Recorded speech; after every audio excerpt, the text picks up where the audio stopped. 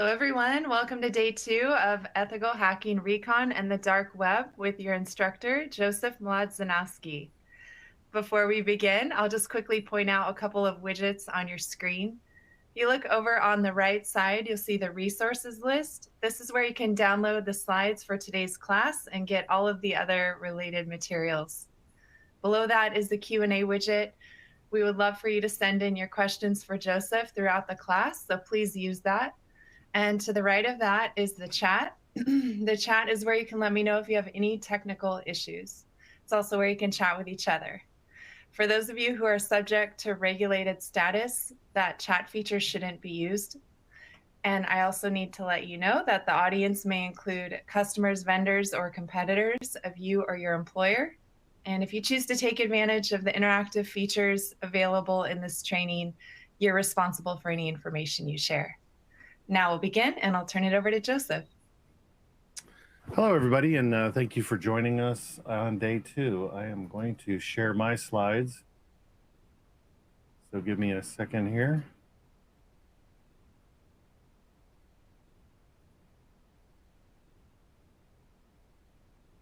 There we go. Hopefully you can see my slides.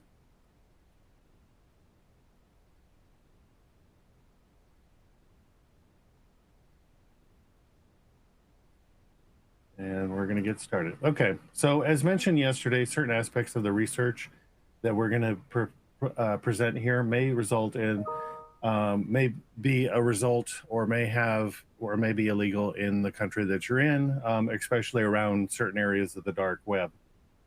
Make sure that you understand the laws in your country before you view or access such materials, such as email addresses, passwords, usernames, or data that constitute personal identifiable information, PII, may be a violation in the laws in your country, so check with them as well on that, including GDPR that's in Europe, or other laws that may be local to where you're at, not just the country. Hey, Joseph, so sorry to interrupt you. It looks like screen share ended. Could you restart it for us? Yeah, it might be my, hold on a second.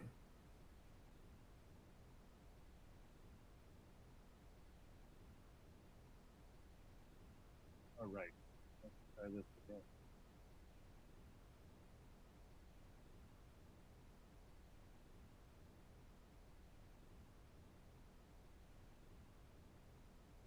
All right, how does that look? Yeah, we see it now. Thank you. Okay. Yeah, this is just a disclaimer to let you know if you do dumb things, bad things are going to happen to you. So, Oreilly, myself, anybody involved in the presentation of this material is not responsible for anything that you may do.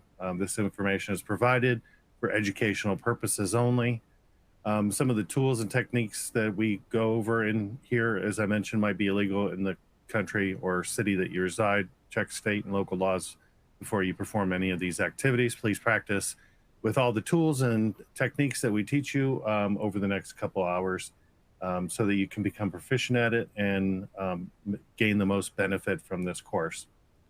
Yesterday, we covered passive and active recon with Omar, and he went over Maltego and Harvester, and he did an introduction to active recon, port scanning, vulnerability, subdomain enumeration, and then today we're going to cover what is the deep web versus the dark web. As I mentioned yesterday, a lot of TV shows and other people, even people you would think have it right, usually conflate the two and misquote and publish information that's not exactly right on what the deep web is versus the dark web. We're going to get into some technical components of Tor, probably a lot deeper than you want to get, but I think it's important for you to understand just the intricacies of Tor and how it works and where it came from and where it's going, and how to, of course, using proxies and proxy chains, being able to create a remote worker or workstation that you can use. I call it remote worker, but it's basically like a VPS or a virtual private server that you can use to perform most of your activities on, as you don't want to do that on your home computer, and we'll get into that in detail as we go along. We're going to talk about creating personas and how you can stay safe on the dark web, And then I'm going to go into some tools and tips on performing reconnaissance on the dark web. Just because they're not using IP addresses doesn't mean that you can't perform recon on them. So we'll get more into that. As Omar mentioned yesterday, hopefully you set up your workstation, Kali Linux or Parrot OS or some Debian machine, and it's set up in a virtual machine, and that you are somewhat familiar with the basics of Linux and Linux commands, and of course networking and networking commands. Some of the other courses that I teach, some are with Omar and some are by myself, are these courses listed here. There's a link at the bottom where you can go to Oreilly.com live events, and it'll list live events for like everybody, not just myself, but you can search by my last name if you're interested in other courses that I teach. Two of the new ones that are coming out are the Bug Bounty Hands-On Workshop. It's a one-on-one introduction to getting started with bug bounties and all the different bug bounty courses. And then, of course, the next one after that is building secure VPNs. Every enterprise is now using secure VPNs to give employees remote access to resources. This course will teach you on how to build those for enterprise at an enterprise level, and it'll also teach you how to secure them and what are some of the pitfalls and things that you need to monitor. This course is the third one down. In 2 weeks, Omar and I are teaching the Ultimate Linux Hardening Bootcamp. If you want to attend that one, it's going to be a great course. So without further ado, all the different webs of the internet, the surface web, the deep web, the dark web, and then darknets, which are the overall encompassing area that the dark web falls into. So we're going to get into the details of those, and we're going to be covering them in complete detail. So this image, you've probably seen something similar to it. I actually had this image specifically made for this course. I've seen the iceberg. You've probably seen the iceberg. I've seen the iceberg depiction quite a bit. I did this one because nobody wants to sit on top of an iceberg. It's cold. So I put the island up here to show you that everything is like nice and happy, and the birds are chirping and the sun is shining on the surface web. It's really not. Criminals are at every level of this image here, including the surface web. There's a lot of surface websites that are just set up for criminal activity. Some of them are password protected. Some of them require a special VPN. We'll get more into that later. The deep web encompasses about 90% of the material that's out on the web, and we'll get into a lot more details on that as well. And then the dark web, I think it's more around 4%, but a lot of research has said it's around 6%, and I think that actually fluctuates day by day, because sometimes there'll be 30 or 40,000 servers on the dark web, and sometimes there'll be double that. It depends on who's doing what and what purpose those things were set up for. So Bing, Yahoo, YouTube, Twitter, Amazon contribute to something like 1.8 billion web pages. Most of them are reputable and real companies that make up the surface web. You can find just about anything that you're looking for. Google averages about 40,000 searches every second, which equates to about 1.2 trillion searches per year. The key to remember here is that the dark web and darknets require the use of a special software, browser, private VPN, and some sort of access code or key to gain access to the content that is hosted in those places. This is another image that I had created. There's some probably similar ones to this that you'll see out now, trying to depict what the dark web, deep web, and darknets look like. I think this flattened egg does a pretty good job showing you that the World Wide Web encompasses some of the darknets, encompasses Tor and the dark web, and then other networks like I2P, Freenet, ZeroNet, and GunNet, which we're going to cover some of these throughout this material. You can think of darknets, including the dark web, as an overlay, a network on the existing internet, which is partly why and partly often referred to as hidden services. because of that overlay requires some type of special access software code or key, like I mentioned previously. You've probably seen all of these, millions of websites out there, or thousands of websites out there, like Facebook, Reddit, MySpace. I'm just kidding about MySpace, but MySpace has actually become a music scene website or web interaction forum now. So the surface web is the normal web that everyone knows. And it shows all the visible material. It's typically indexed by all the search engines. The websites on the surface are mostly indexed and promoted by search engines like Google, Bing, Yahoo. The only way to find content really is typically through search engines or through word of mouth.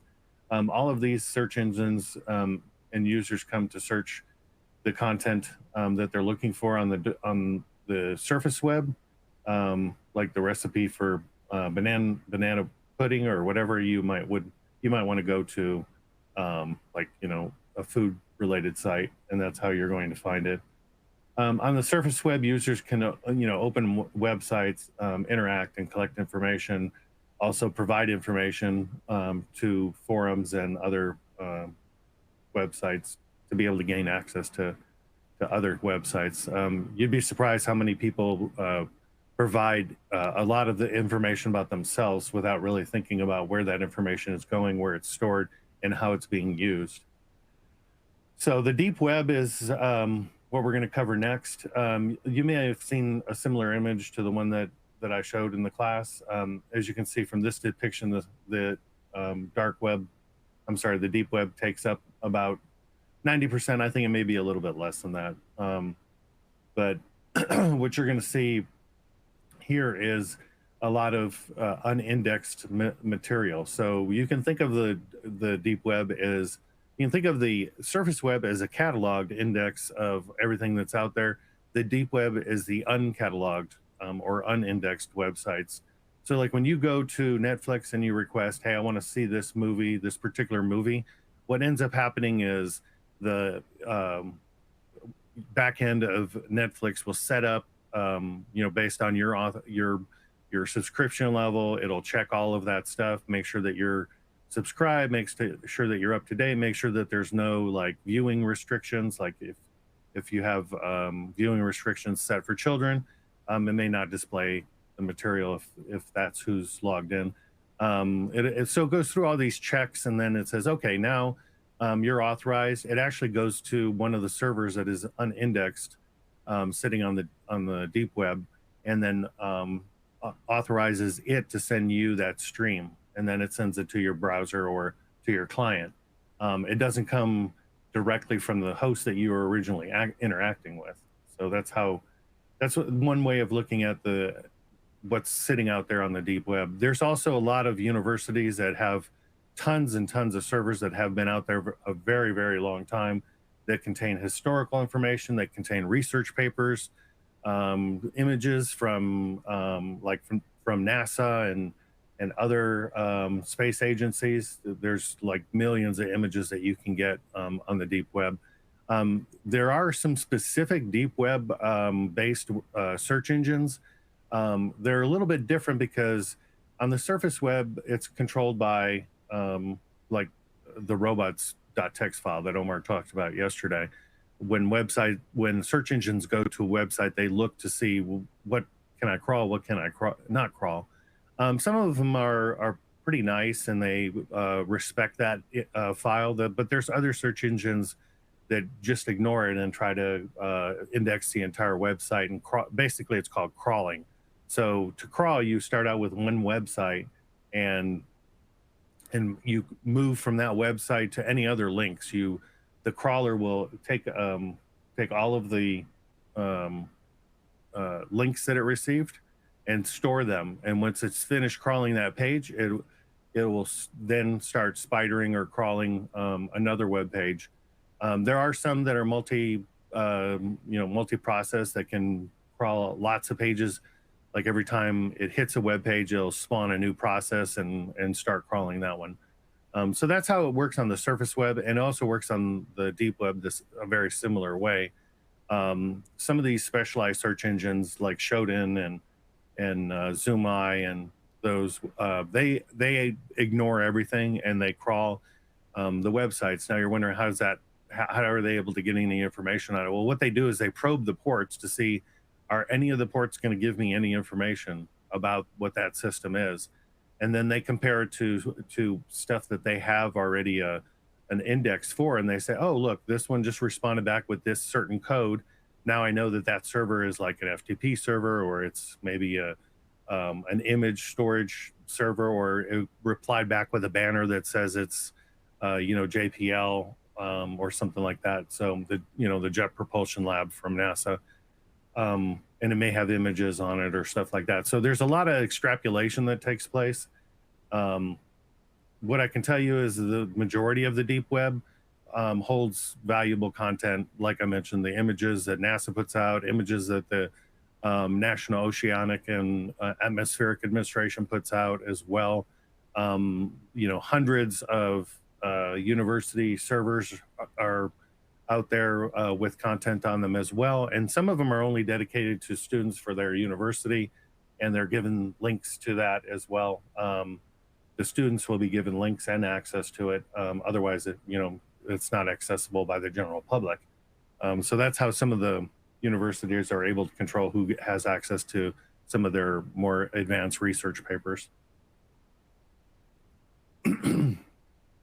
So the content of the deep web can be located and accessed by direct URL or an IP address. It also, like I mentioned, it also is like word of mouth or by a program if you're doing an MBA. I know there's a couple of universities here in Texas that have special MBA servers that you have to have a user ID and password that they give you to access the servers out there on the internet, but it's only accessible through that program. And once you finish your program, you basically continue to have access to it until they like may wipe it or whatever. But I know some people that have done that, and they've even 10 years later they still have access to that material, which is great for you to continue having a resource for that type of material. So these are some of the ways that the search engines are able to figure out context of a website and then use that context to be able to have some information about it when you go to and search on their website. Omar showed you yesterday how to do some Google Dorks. I sent a link to everybody on how to do those. Those will be particularly helpful, especially when you're searching for servers and other assets that are on the deep web.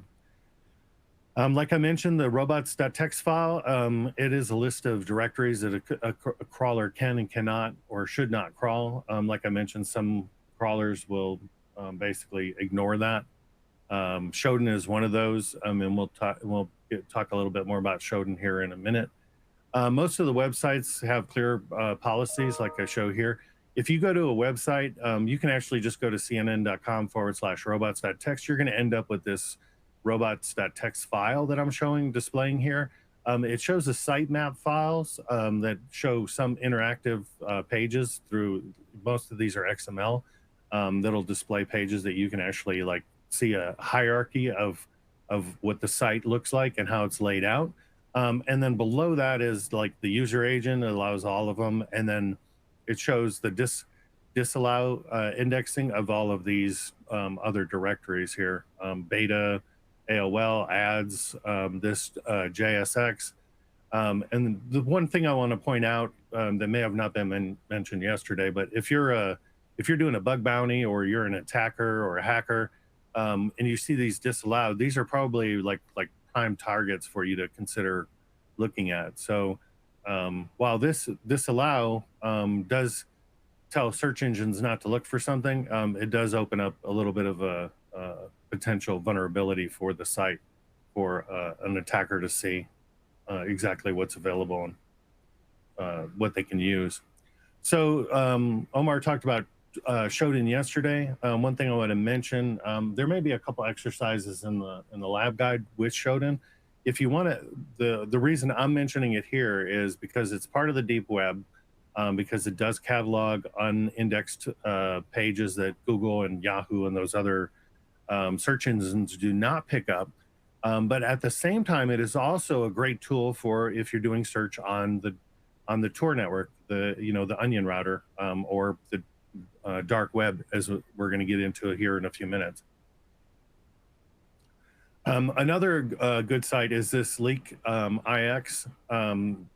They've been around for quite a while. They have millions of index pages. The same as Shodan has millions. The other one that I would compare to Shodan is probably Zoomai. This is a site that's run. It's a Chinese run company. It's tied to a couple different other Chinese companies. You have to set when you log in, when you set up an account, you're going to have to set it up through their IAP and I'm sorry, their IDP, and you're going to have to basically do some single sign-on setups here. So just remember, when you're using, probably use a burner email address or whatever when you're using Zoomai, and make sure you're using a proxy. So you don't want to give away your IP address to any sites outside the US if you can. I mean, really any site, really, period, if you can avoid it. The up here in the right hand corner is the Wayback Machine. It's awesome. Your first exercise is going to be based around using the Wayback Machine. But at the same time, when we break to do that exercise, what I want to do is have you use the Wayback Machine and then check out some of these other ones. Check out Leak IX. Check out Zoomai if you have a chance. Census is another one that you can search for Tor material on as well. You're going to see that my main concern when I'm using search engines and stuff like that is really around Tor and Tor markets, dark markets, breach data markets, stuff like that. You can also see public www. You can do Tor markets as well. You're going to see the results here. I'm showing like mail.ru, SW Tor. Some of the stuff that comes back not related to Tor, just because maybe Tor's mixed in the name. It could pick up something like that as well, like this spot track or whatever. So search engine watch is very similar to like distro watch. If you used distro watch before, you'll know what I'm talking about. Let me see if I can pull up my machine here.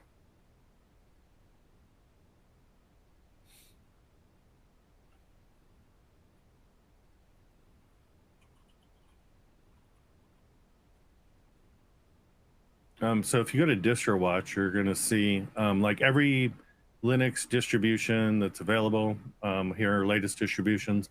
So when this stuff was all released in May 9th today, but there's hundreds of different versions of Linux out there, and this basically shows you that. What I was showing you on the other website was search enginewatch.com. So what this shows is if you're looking for a search engine for something particularly interesting, this will help you find a search engine that might take you to a place where you can find stuff. It's highly based around SEO, which is for promoting websites and content and all that kind of material and stuff. There's a lot of white papers on here as well. I'm just showing you this as an opportunity for you to broaden your search engine horizon. If we go to Zoomai,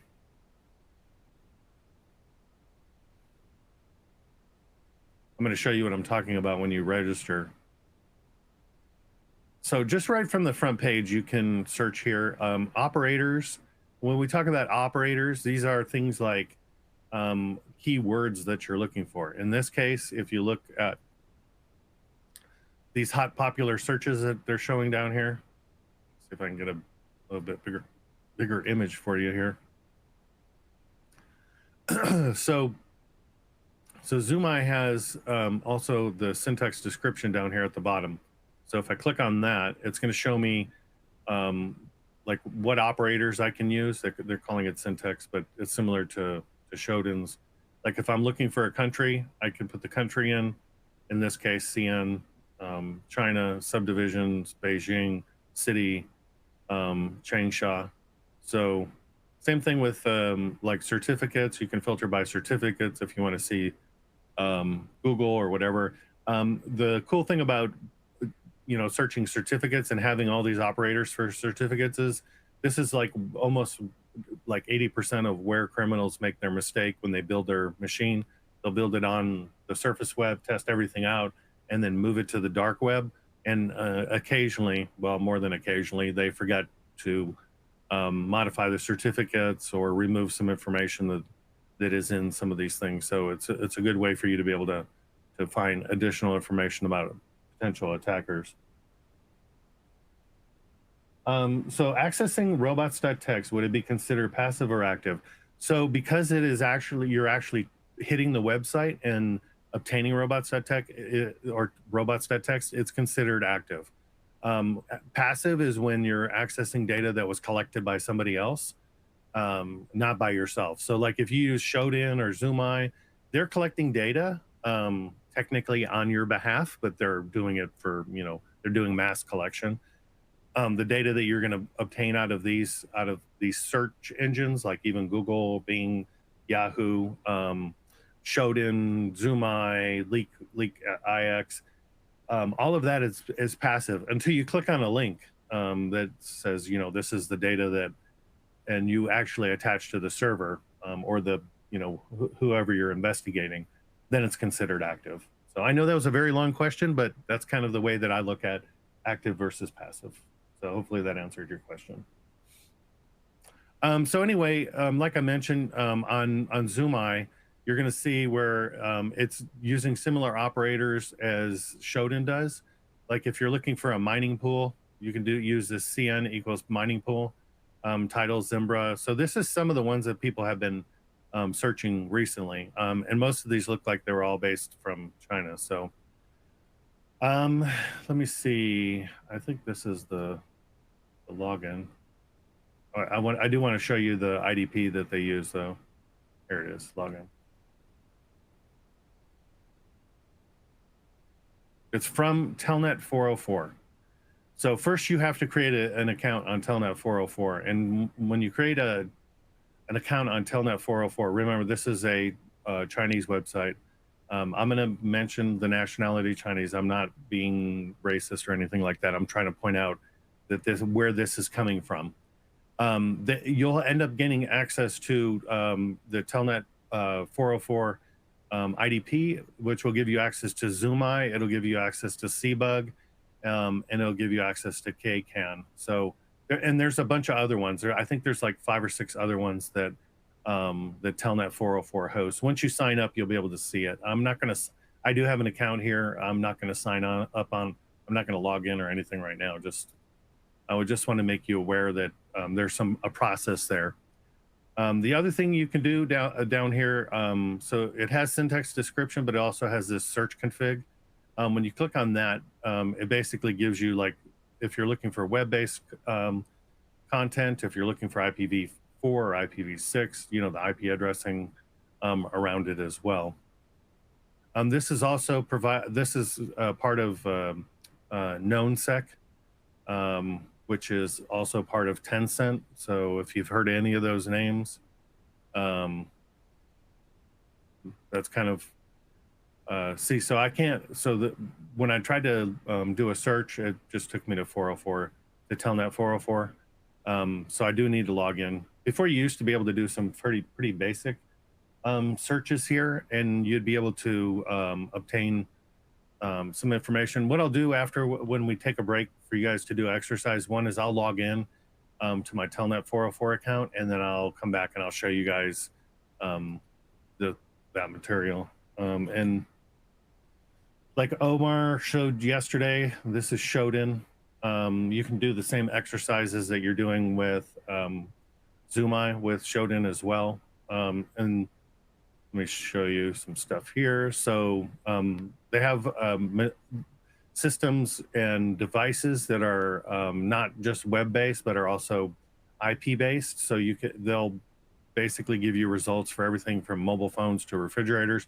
Just remember, mobile phone IP addresses change from time, from as you move from network to network. Then the network exposure and like obtaining intel through their platform as well. They do have some training material that you can get on their website as well if you want to learn more. They do have a YouTube channel where you can obtain information from people that have done videos on using Shodan. You think a search engine would be just like regular, oh, I'm going to search for this. But between Shodan and Zoomai, you can get very, very complex in the search. Like if you're looking for OpenSSH, a certain version number, there's a way that you can search for it. And you may search only on port 22, but you can place this service on any port you want to. So when you're doing your search, you may want to broaden, not just use port 22. Obviously, you want to start out with port 22, but you want to do the search a little bit wider. What Shodan has is this information available to you.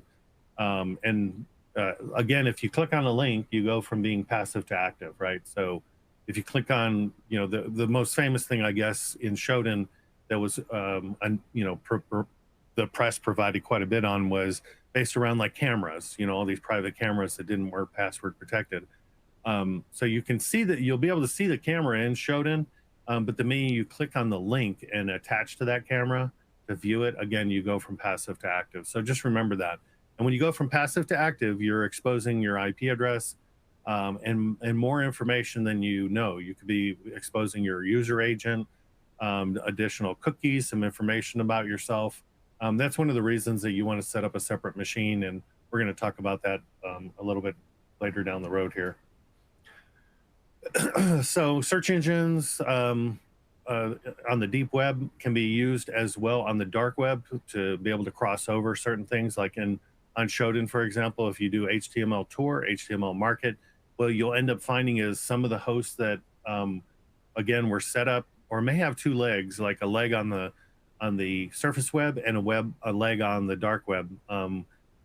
The leg on the surface web is going to give as the investigator a whole bunch more information, right? Because now they have IP address.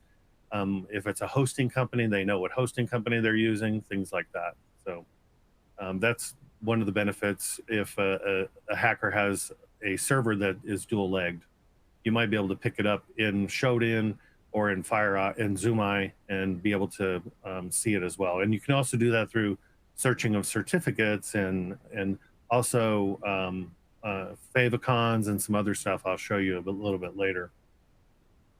So there are some other deep web starting points here. I listed a whole bunch of them. You can check them out on your own time. I also mentioned some of these academic search comparisons of what's available on each of these sites. Like I mentioned, like the Library of Congress has material on the deep web. Thomas, which you may have not be familiar with, is like a list of like all of the materials like machinery and things like that, and who's selling it and all of that stuff, like profiles on the companies. LexisNexis, mainly used around like legal documentation, stuff like that. So what I wanted to convey between the deep web and the dark web right now, early in front of all of this, is that you need to make the mental shift from finding specific content, i.e. like breach data. Let's say you're trying to find a person or breach data. You have to make the shift from finding specific content to finding a doorway, which could be a market, it could be a private server, it could be a forum. That may be your gateway. Don't look just for specific material like on my company widget.com. Look for material on a broader set of operators. That's how you're going to be able to find information, including the information you're looking for on the topic that you're searching. So some of the suggestions that I came up with were like really high schools, colleges. All of them have databases. How many of you have like received emails saying, "Hey, your 20th anniversary for your graduating from high school is going to be taking place"? I don't know. Some people like spend a lot of time setting those things up. So there's also your books from high school that showed your pictures and all that. Yearbooks, there we go. That's what I was thinking of. So there's yearbooks and other things that you can find on schools. If you're looking for a specific person, those are places that you would start. You wouldn't necessarily just go, I'm looking for, Joseph. How am I going to find him? What you want to do is like, oh, I know Joseph went to maybe this school, so I'm going to search that school, and you can find additional information on Joseph that way. There's also a lot of local government property databases, like there's county that shows county taxes and stuff like that. Depending on the country or state that you're in, there's different types of databases, including like marriage license databases and stuff like that. In marriage database licenses, you can find out like the previous name, or if they were married before, or if they're changing their name. There's also databases for that as well. So you can use this grid that I show here on the right hand side to understand a little bit more about the searching and trying to find material on the deep web. So again, the point of this is to make the mental shift from finding specific content to finding a doorway. Once you find that doorway, then you can use it, that database genealogy or whatever, to find additional information on your target or your investigative person. So this is where we're going to stop to do the first exercise in your lab guide. It's on page 4. It's the deep web. We're basically going to use the Wayback Machine first. But I like, we're going to take a 15-minute break. So that's way more than enough time for you to go to the Wayback Machine and check it out. And while you're doing that, I'll probably go to the Wayback Machine on my system so you can follow along. But what I'd like for you to do is go take a look at ZoomEye and Shodan and spend a little bit of time there. They're all free to sign up for. Shodan, there is like a $60 fee or something a year just to become like an associate or something. I don't know if they still have that or not. But with that, you could do about, I think, 100 searches a month. So, but for this exercise, you can do a free account, sign up, do 1 or 2 searches just so you can see what it looks like. And then, what else? And then like switch over to using the other search engines that I listed on that previous page. So I'm not going to set a timer other than I'm going to say it is like 11:40.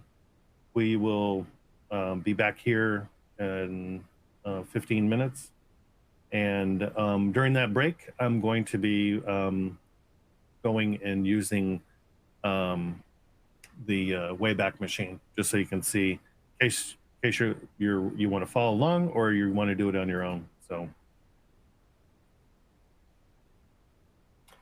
let's begin. So really, the Wayback Machine starts at archive, ARCHI,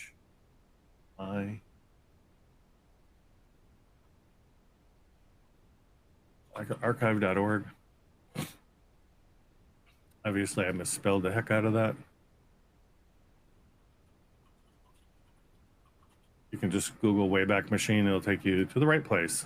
So, from here, I want to find out about darkweb.sh. This is a website that I use for teaching the dark web course to CISOs. See if they actually captured anything. Yeah, they did from 22. I don't know what it is, but we'll find it. It looks like it grabbed 3 different ones, all different times. Super weird. And it's just showing the cover page. It doesn't look like it has additional pages. If you want to gain access to the darkweb.sh website, everything's available under class platform. It's password protected. The password is, I'm sorry about that. The password is breached under all lowercase. So question, can it be possible to elaborate on the you have mentioned a few minutes before?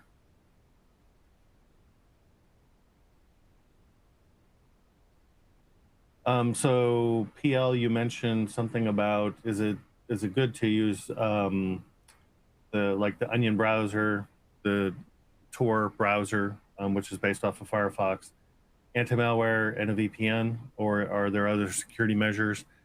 So the machine that you're looking at here, right here, I am actually RDP'd into it. It is actually a separate host, a separate machine completely. My recommendation is if you and we're gonna get into it a little bit more, but there's quite a few services. Google has like $300 credit. AWS has like $100 credit. Linode has like $100 credit. If you go to one of those sites and set up a VPS, a virtual private server, which is really a workstation, you can. The idea would be if you're, especially if you're investigating, you would do it from that. You wouldn't do it from your home computer. Um, Even though you have a VPN, there's a possibility that someone has a 0 day that you're browsing one of those websites on the dark web, and it basically drops some malware on your machine and then starts beaconing back to the attacker. Then they know more about you than you wanted them to, because now they have access to your real machine. So something to think about. Hopefully that answered your question. Um, so can it be possible to elaborate on LEC? You have mentioned a few minutes before. I'm sorry, RM. I'm not sure what I was talking about before that you're asking about. If you, I guess, rephrase the question, I might be able to help.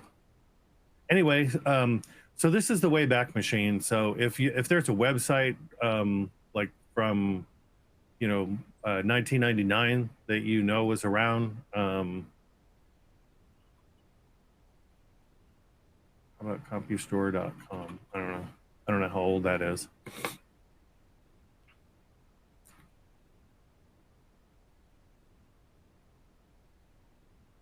Okay, so this one goes back to 2004. So if you want to like see what that looked like back in 2004, CompuStore, which is ndpusa.com. This is kind of what the website looked like. So use the Wayback Machine. Also use the Zoomeye and Shodan. Like I said, you have 15 minutes. I think you have 10 minutes now. So I'm going to set a 10-minute timer, I hope. Shannon, I don't know if you're there. Maybe you can help me set a 10-minute timer. It's not showing up on my thing here. Oh, wait, there it is. All right, 10-minute break. Push to the audience. All right, so we're going to take a 10-minute break, do these exercises, the Wayback Machine, Zoomeye, and Shodan. And when we come back, we're going to continue on to the dark web.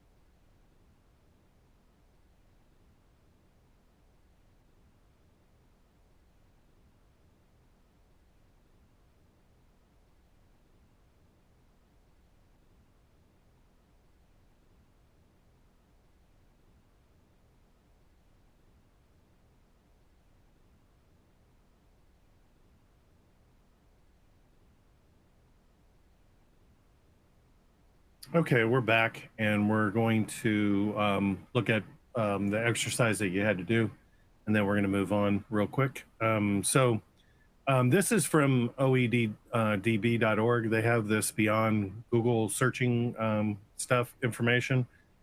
So again, when search engines search websites, if there's like too many parameters, they basically will move on and um, not continue to do a deep search. They call this like the shallow web type searching that is taking place.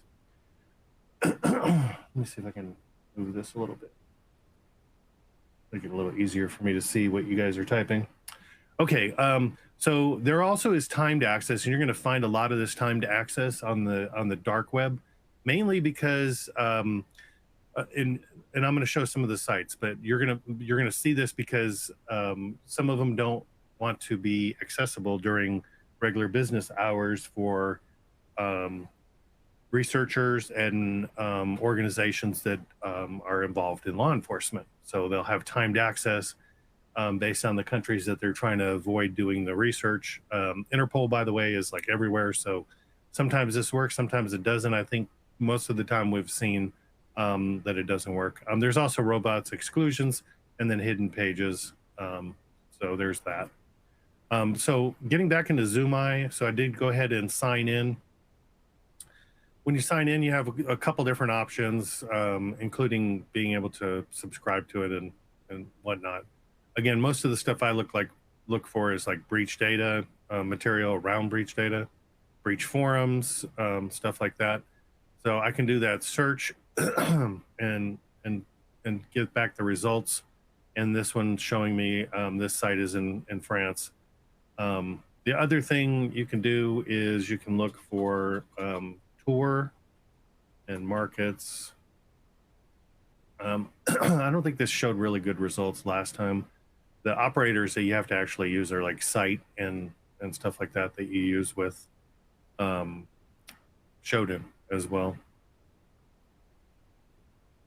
Yeah, so this one is actually showing us that a gateway that is on the dark web and showing us the internet facing gateway. So just wanted to show that there's that capability. Hopefully you did the Wayback Machine exercise and we're good there. So we can move back on to where we were. There's all of these sites that you can use besides the Wayback Machine. The Wayback Machine has, I think, 600 billion web pages now. One of the other things, remember I mentioned back a minute ago about making the shift from finding specific content to finding gateways. I'll tell you that I've been using Yandex and Baidu and Quant. Yandex in particular, it's a Russian site, but it's been collecting information for a very long time. And it's in all different languages, it's not just Russian. If you're going to use Yandex and your VPN someplace, or you're using the dark web to do that search, remember what's going to happen is it's going to try to localize the language to wherever you're at. And Baidu and Yandex in particular will have these captchas and challenges that are going to be in the foreign language. So the best thing to do with Yandex is to select the .eu. So you go to yandex.eu. Let me bring that up real quick.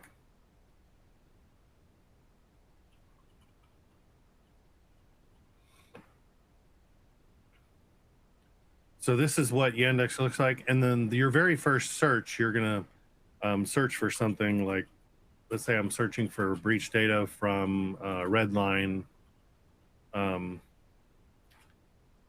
Redline client, but I'm going to just do Redline. So now it's telling me that I have to pass this.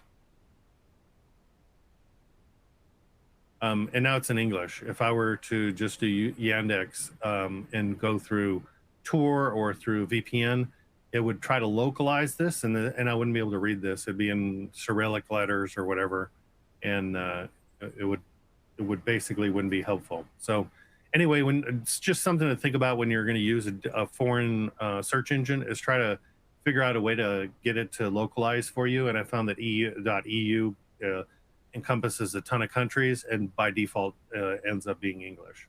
So there's that. So now we're going to start on the dark web. The dark web is really only about 4% or less, which is still hundreds of thousands of websites. It's thousands of websites on average, and then over the course of a year, it could be hundreds of thousands, just because of the number of websites going up and down every time you basically visit the dark web.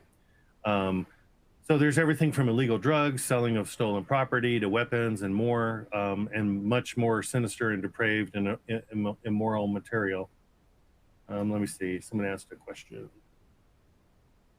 How do we join Discord again? If you go to darkweb.sh/Discord, that's the easiest way. It should be in the that page that showed darkweb.sh, but it's darkweb.sh/Discord. You'll join. You won't get a student status, so you won't be able to do much. During the break, I'll make sure that I give everybody student status. At that point, you'll be able to, have access to other material, and then also where the darkweb.sh website is updated like at least twice a week with new material. One of the things that I'll be putting out there probably by the end of the week is my link to all of my bookmarks that I use on the dark web, the deep web, and the surface web. So there's basically 3 separate bookmarks that you'll be able to download and then import onto your system, so you'll be able to access most of the stuff. A lot of the stuff that is in there is really search engines, like finding good search engines to be able to find material. But you'll also find some breach data sites, since again, that's like my primary investigative thing that I do. So hopefully that answered your question. Let's see. So continuing on. So someone asked, what do I do? Accessing, is it enough to use the Tor browser, make sure my machine has antivirus and all that good stuff? This is my recommendation. You're going to see this image on the bottom of the page: a VPS, a VPN, and Tor. If you're going to access Tor, make sure you have a VPS, which is in the cloud, that can't be associated to your home computer, because again, if you happen to hit a 0-day on an attacker's website on the dark web, they basically could drop you something.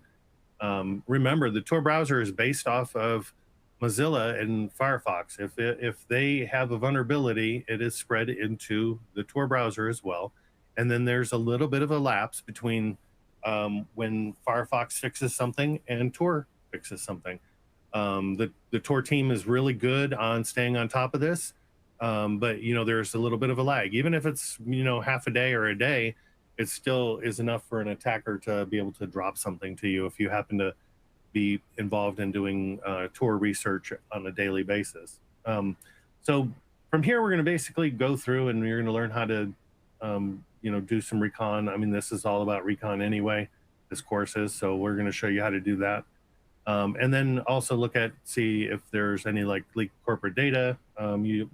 During the course of the rest of this course, you'll be able to see that as well, figure out how to get to that material.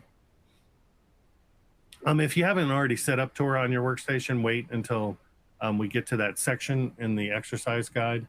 I think it's exercise 2, lab 1. It's on page 5 or 6 of the lab guide. So the dark web refers to specific types of networks that support cryptological protection and hidden sites, where digital privacy and gradual development of secure networks, which is an overlay as alternatives to the regular internet that is already heavily censored. The dark web is not so easily censored.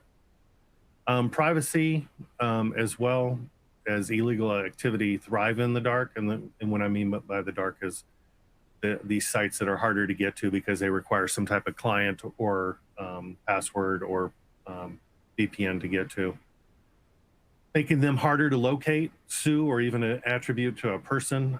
We saw in a forum that was taken down 3 weeks ago, the breach forum, that while they were able to arrest the individual that was responsible for it, it became much harder for them to get the website. Now, when a previous website to that one was taken down, they managed to get everything, and including all of the people's information that visited the forum.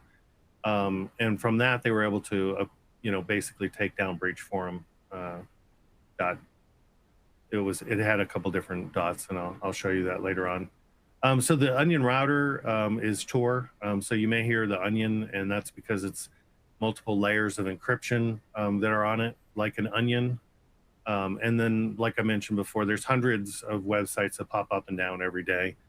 And the Tor web addressing now, version 3, is based on 56-bit uh, cryptological key. It may look like it's a bunch of numbers and letters that are like obfuscated, but it's actually based on something. You can buy credit cards, drugs, counterfeit money, stolen subscriptions and credentials, like to streaming services and such. You can buy credentials for bank accounts that have thousands of dollars in it. You can get, $3,000 in counterfeit $20 bills for like $600. You can even buy a bunch of credit cards. That's the number one thing that really started out on the dark web, was credit cards and drugs, and of course lifetime subscriptions to other services and stuff. But when they say lifetime, it's like the lifetime of that service being around on the dark web, which we know isn't very long.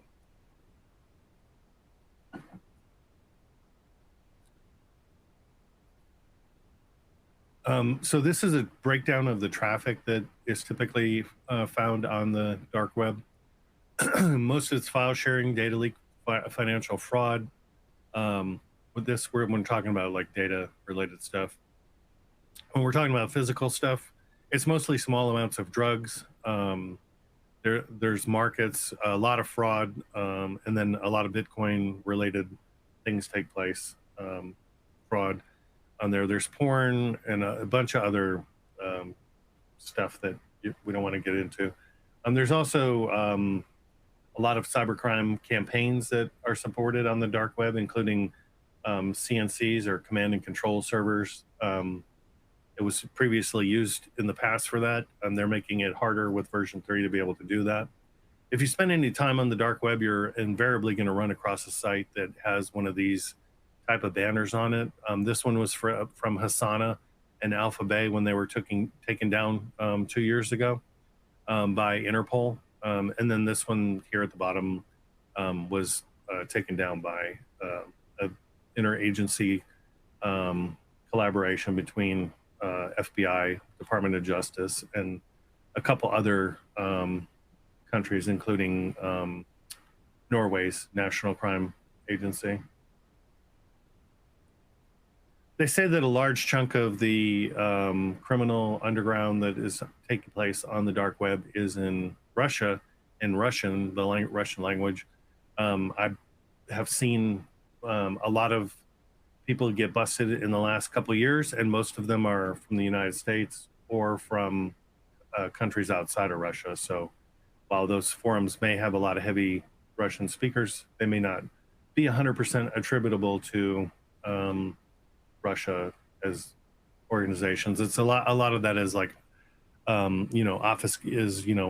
anonymity through obfuscation, like saying that it's Russian and it's maybe South American or whatever. So these are kind of like the four main underground or dark web dark nets that are out there. I2P and Tor are kind of the main two. ZeroNet reminds me of like the old AOL, where you're kind of like boxed in and had to do everything through this interface. Freenet's been around a really, really long time, and it's actually used to be really slow, but it's picked up and now it's usable. ZeroNet, if you spend any time on it, it's available on Linux. You can install it on Kali. You can install it on Windows and such. But again, there is a lot of criminal activity taking place on ZeroNet, I2P, really all these networks. But I2P is a lot of people that were on tour doing illegal activity have moved to I2P to do that. So it'll be worth your time to check out both these. Oops, went way far ahead. Let me see. So I2P requires Java runtime. Freenet also requires Java. ZeroNet does not. Tor is just using the browser. In the old days, the Tor browser was basically or the Tor piece of it was like 3 different things that you had to install. So there are dark markets that are mobile also. So any platform that can be used to be able to communicate with your friends and family or gamers or people of like-mindedness, you're going to find the same platform can be used for illegal and nefarious activity. Telegram has become like the #1 place now. So is just Discord's probably #2. And the dark web is like #3 now, Tor. Telegram is just so easy to use. It's harder to attribute to an individual. Discord, same thing, but Discord is a little bit more cooperative. So criminals set up things, but they're mainly using VPNs to access that. So if you hop on Telegram, you're going to see like all of these different forms. I actually have them. I have a list of them that you can gain access to somewhere in here. Hold on a second. Here we go.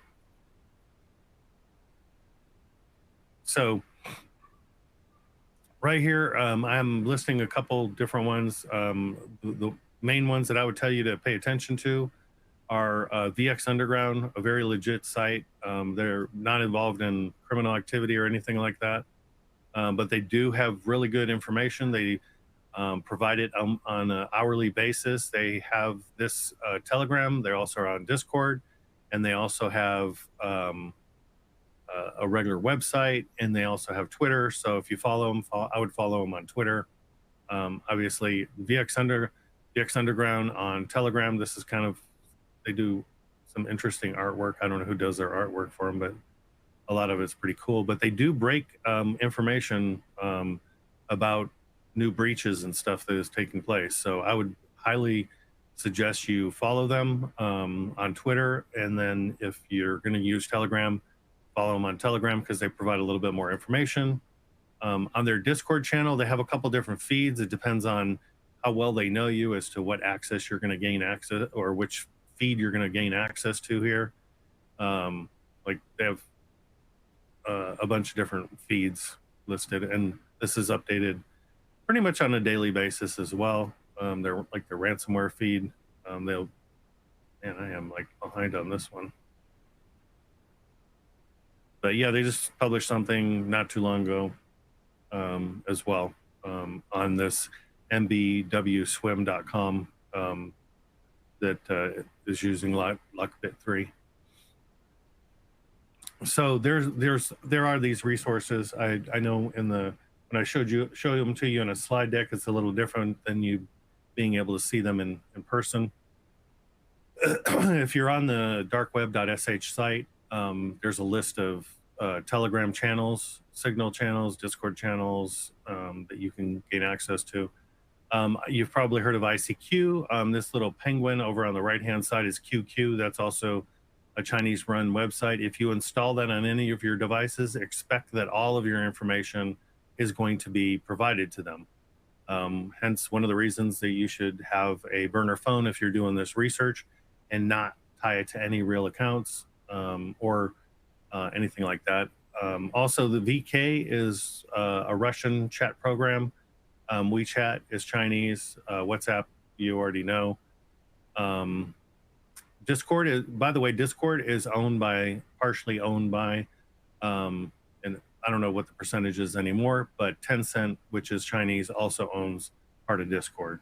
So I want to make sure everybody was aware of that.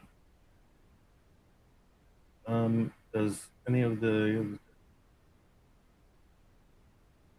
use the interplanetary file system? I am not really sure. Trying to remember about the interplanetary file system, IFS. I'll check into that and I'll answer ZH. I'll answer you later on that. Um, I do remember doing some research on it, but it's been a while. All right, back to the show. While these are not the dark web, like I was talking about earlier, these are considered emerging dark markets. And if you're involved in doing reputation analysis for your company, or you're involved in breach data, these are places that you're going to have to hang out in. One thing that I'll mention later on is if so here's the slide. This is number 26. And it has the darkweb.sh/discord at the bottom as the platform as well, the class platform, in case you're interested in joining that. During one of the breaks, if any of you have joined, I'll give you student status, and that way you'll be able to access all of the chats and stuff. And again, if you click on class platform, it'll take you to a password protected area, and the password is lowercase breached with the ED, breached. So the introduction to Tor, what is Tor, how it works, privacy with Tor. Accessing from your Tor from your standard machine is not advisable due to the possibilities of the security implications that are involved. For a lot of users, you will favor ease over security. And I highly recommend that you take a moment and think about that before you just install Tor on your regular workstation and start accessing Tor. The Tor browser is built on Firefox as its base, like I mentioned, and therefore it is subject to the same vulnerabilities that Firefox has. And as I mentioned before, the team usually stays on top of this, but there is always a gap in when Firefox releases it and when Tor picks it up and integrates it. So given the nature and the content of the sites that you're going to be visiting on the dark web, it is advisable and critical consideration that you do not use your local machine when you are browsing the dark web. So what should you do then? If probably the recommendation that I would give you the most to would be to not. So if you're going to use your local workstation, create a VM and then install Tor on that VM. Also install a VPN. While there are exploits that can break virtual machines, like dropping malware on a virtual machine that will basically break the virtual hypervisor and gain access to your local workstation. It's few and far in between, and most of those are highly targeted materials, like if they're going after someone specific. But don't get lax in thinking that that's not a possibility, because it is. It's been proven, and it's happened before. Whether an attacker is going to waste a 0-day on you specifically is a whole different thing for you to think about. So how does Tor work? Before you can get to the dark web, you need a client. In this case, we're talking about the Tor browser. It's the idea. There are a couple other ways to getting to the dark web, but you're going to see as you start compromising on what what the recommendation is, you basically start weakening your security posture. So the ideal thing is to use the clients and access methods that are recommended by the provider of that particular network, to avoid putting yourself at risk. So in this case, you're required to load a client. On the left is you, the computer that's there on the left, and without anything other than just your plain workstation. You'll load the client. You'll load the Tor client. You'll launch the Tor client. The Tor client will go out and do a few things. The first thing it does is it's going to grab a list of 3 nodes. It's going to grab your relay, your middle, and your exit node. And now every time you launch your entry guard relay node, could change. More than likely, it's going to stay the same. and there's basically this affinity that starts to take place every time you connect, and you connect to the same entry or guard node, and it's stable and secure, and it hasn't gone offline, and is providing good bandwidth, you'll continue to connect to the same entry guard relay node. Over time, it becomes more and more sticky. There's ways to change that. I'll show you how to do that. It's in the TOR-RC file.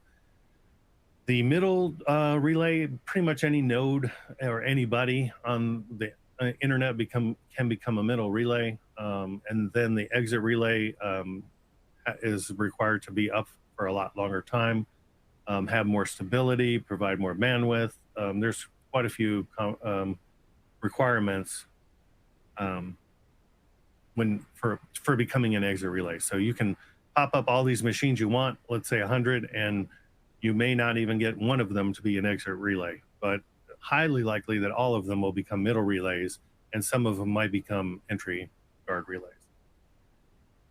So Tor is a group of volunteer servers that improve the privacy, I would say somewhat the security. Privacy and security, remember, are different, of users accessing the web. They do this through a series of virtual tunnels that are created between all nodes, known as relays of the Tor network. For each data transmission, a random path of tunnels known as path relays is chosen. Encryption and decryption mechanisms, which I'm going to show you here in a minute, using the onion routing algorithm, help to limit the knowledge of each node about the data that is passing through it. Each node will only know the relay path in which it is involved, but not the whole path from the source to the destination. So what do I mean by that is that my client has encrypted traffic to the entry guard relay. The entry guard relay has to know about the middle relay that he's going to send the data to, but he does not know about the exit relay. So I send my data to the entry guard relay. The entry guard relay knows me and knows the middle relay. That data then goes to the middle relay. The middle relay knows the entry guard relay, where it came from, and it knows the exit relay. And then the exit relay receives it. The exit relay only knows about the destination server node and knows about where it came from, which was from the middle relay node. And how does that work? It's through the onion routing. So onion routing is a technique for anonymous communications over a computer network. In an onion network, messages are encapsulated in layers of encryption, as you can see here, analogous to layers of an onion. Again, back to the onion depiction. The encrypted data is transmitted through a series of nodes or onion routers. Now, each one of those images that I showed you on the previous page, right here, each one of these is considered an onion node in this depiction.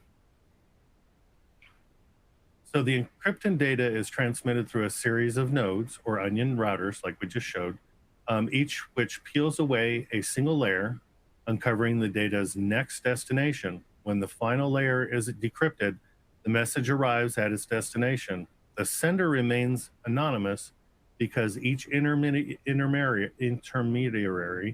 knows only the location of the immediately preceding and following nodes. While onion routing provides a high level of anonymity and somewhat security, there are methods to break the anonymity of this traffic. One such method is known as the timing analysis, which we'll get into later. So I hope that kind of like helped you understand.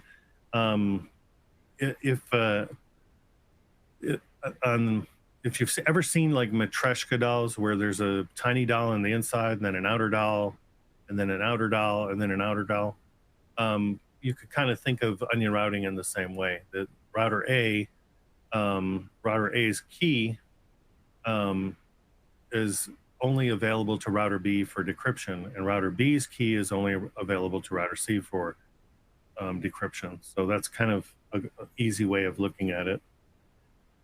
So what do exit nodes? So on the Tor network exit node, if a attacker is running an exit node, they can sniff credentials um, to use them for an attack. And actually, I'm going to talk to you a little bit later about that um, in some actual events that took place. So if you forget you're on the Tor network and you log into something without encryption, which we know like almost everything has encryption now, or you see a message that pops up that gives you a certificate warning and you ignore it, and you log in, guess what? Now the attacker has your information because you accepted a certificate that allowed them to perform man in the middle capabilities. So when you visit websites and you're using the Tor network, be very leery of any site that pops up.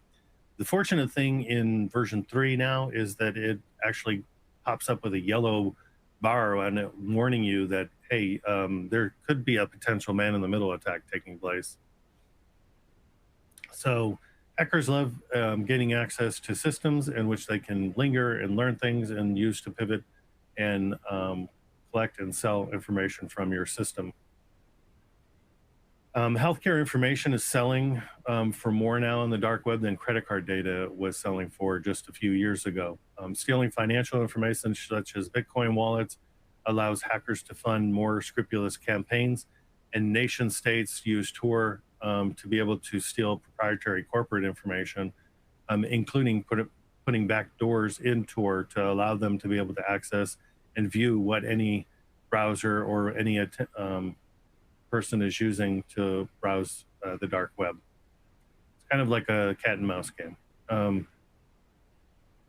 Anyway, the currency of choice on the dark web is Bitcoin. While Bitcoin itself was, cryptocurrency, I would say is the currency of choice rather than Bitcoin. Bitcoin was heavily used until the journal started providing information to law enforcement, and then people started moving over to Monero, which made it a little bit harder to trace. And you'll see why here in a minute. The dark web provides some level of anonymity, but not complete. And we're not going to show you how to be an elite hacker. Even the course that I teach for CISOs doesn't get into, how you can be bulletproof, create a bulletproof persona and a bulletproof system. What we're trying to teach you is how to avoid the pitfalls of becoming a victim of an attacker rather than try to avoid law enforcement. So there's no such thing as 100% anonymity. You're leaving a footprint no matter where you are or where you're going, any website that you visit, including the user and agent information, which you can obviously modify. But there's other information, including information based on such as the VPNs that you use, the VPN services, the VPN IP addresses, and such. And then also same thing on proxies, any proxy that you use. While all of this may help obfuscate your identity, with the right resources and tools, you can still be tracked down. Interestingly enough, some traffickers and other websites, even on the deep web, provide chat forums that help them to drive sales. Remember, criminals have materials or goods that they want to sell, and they can't sell it if nobody knows about it. So a lot of times what they do is they'll go to the search engines for the deep web and the dark web, and they'll seed them with information about their website or their ill-gotten goods or materials so that they can be out there to be able to sell that material. So there are many methods to decloak users, even using your browser. Certain people depends on where you are in the stream of the data, but there are certain people that have access to certain streams of data that will allow them to be able to decloak a user easier than other people. Lots of groups claim to catalog the dark web and dark web websites. I can tell you it's an impossibility, not with the hundreds of trillions of potential addresses that are available.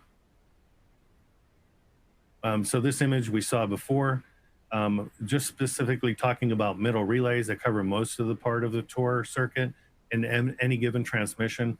They consist of relays through which data is passed in an encrypted format. So even if you're running one of those nodes, you're not likely to be able to know what that material is or where it came from.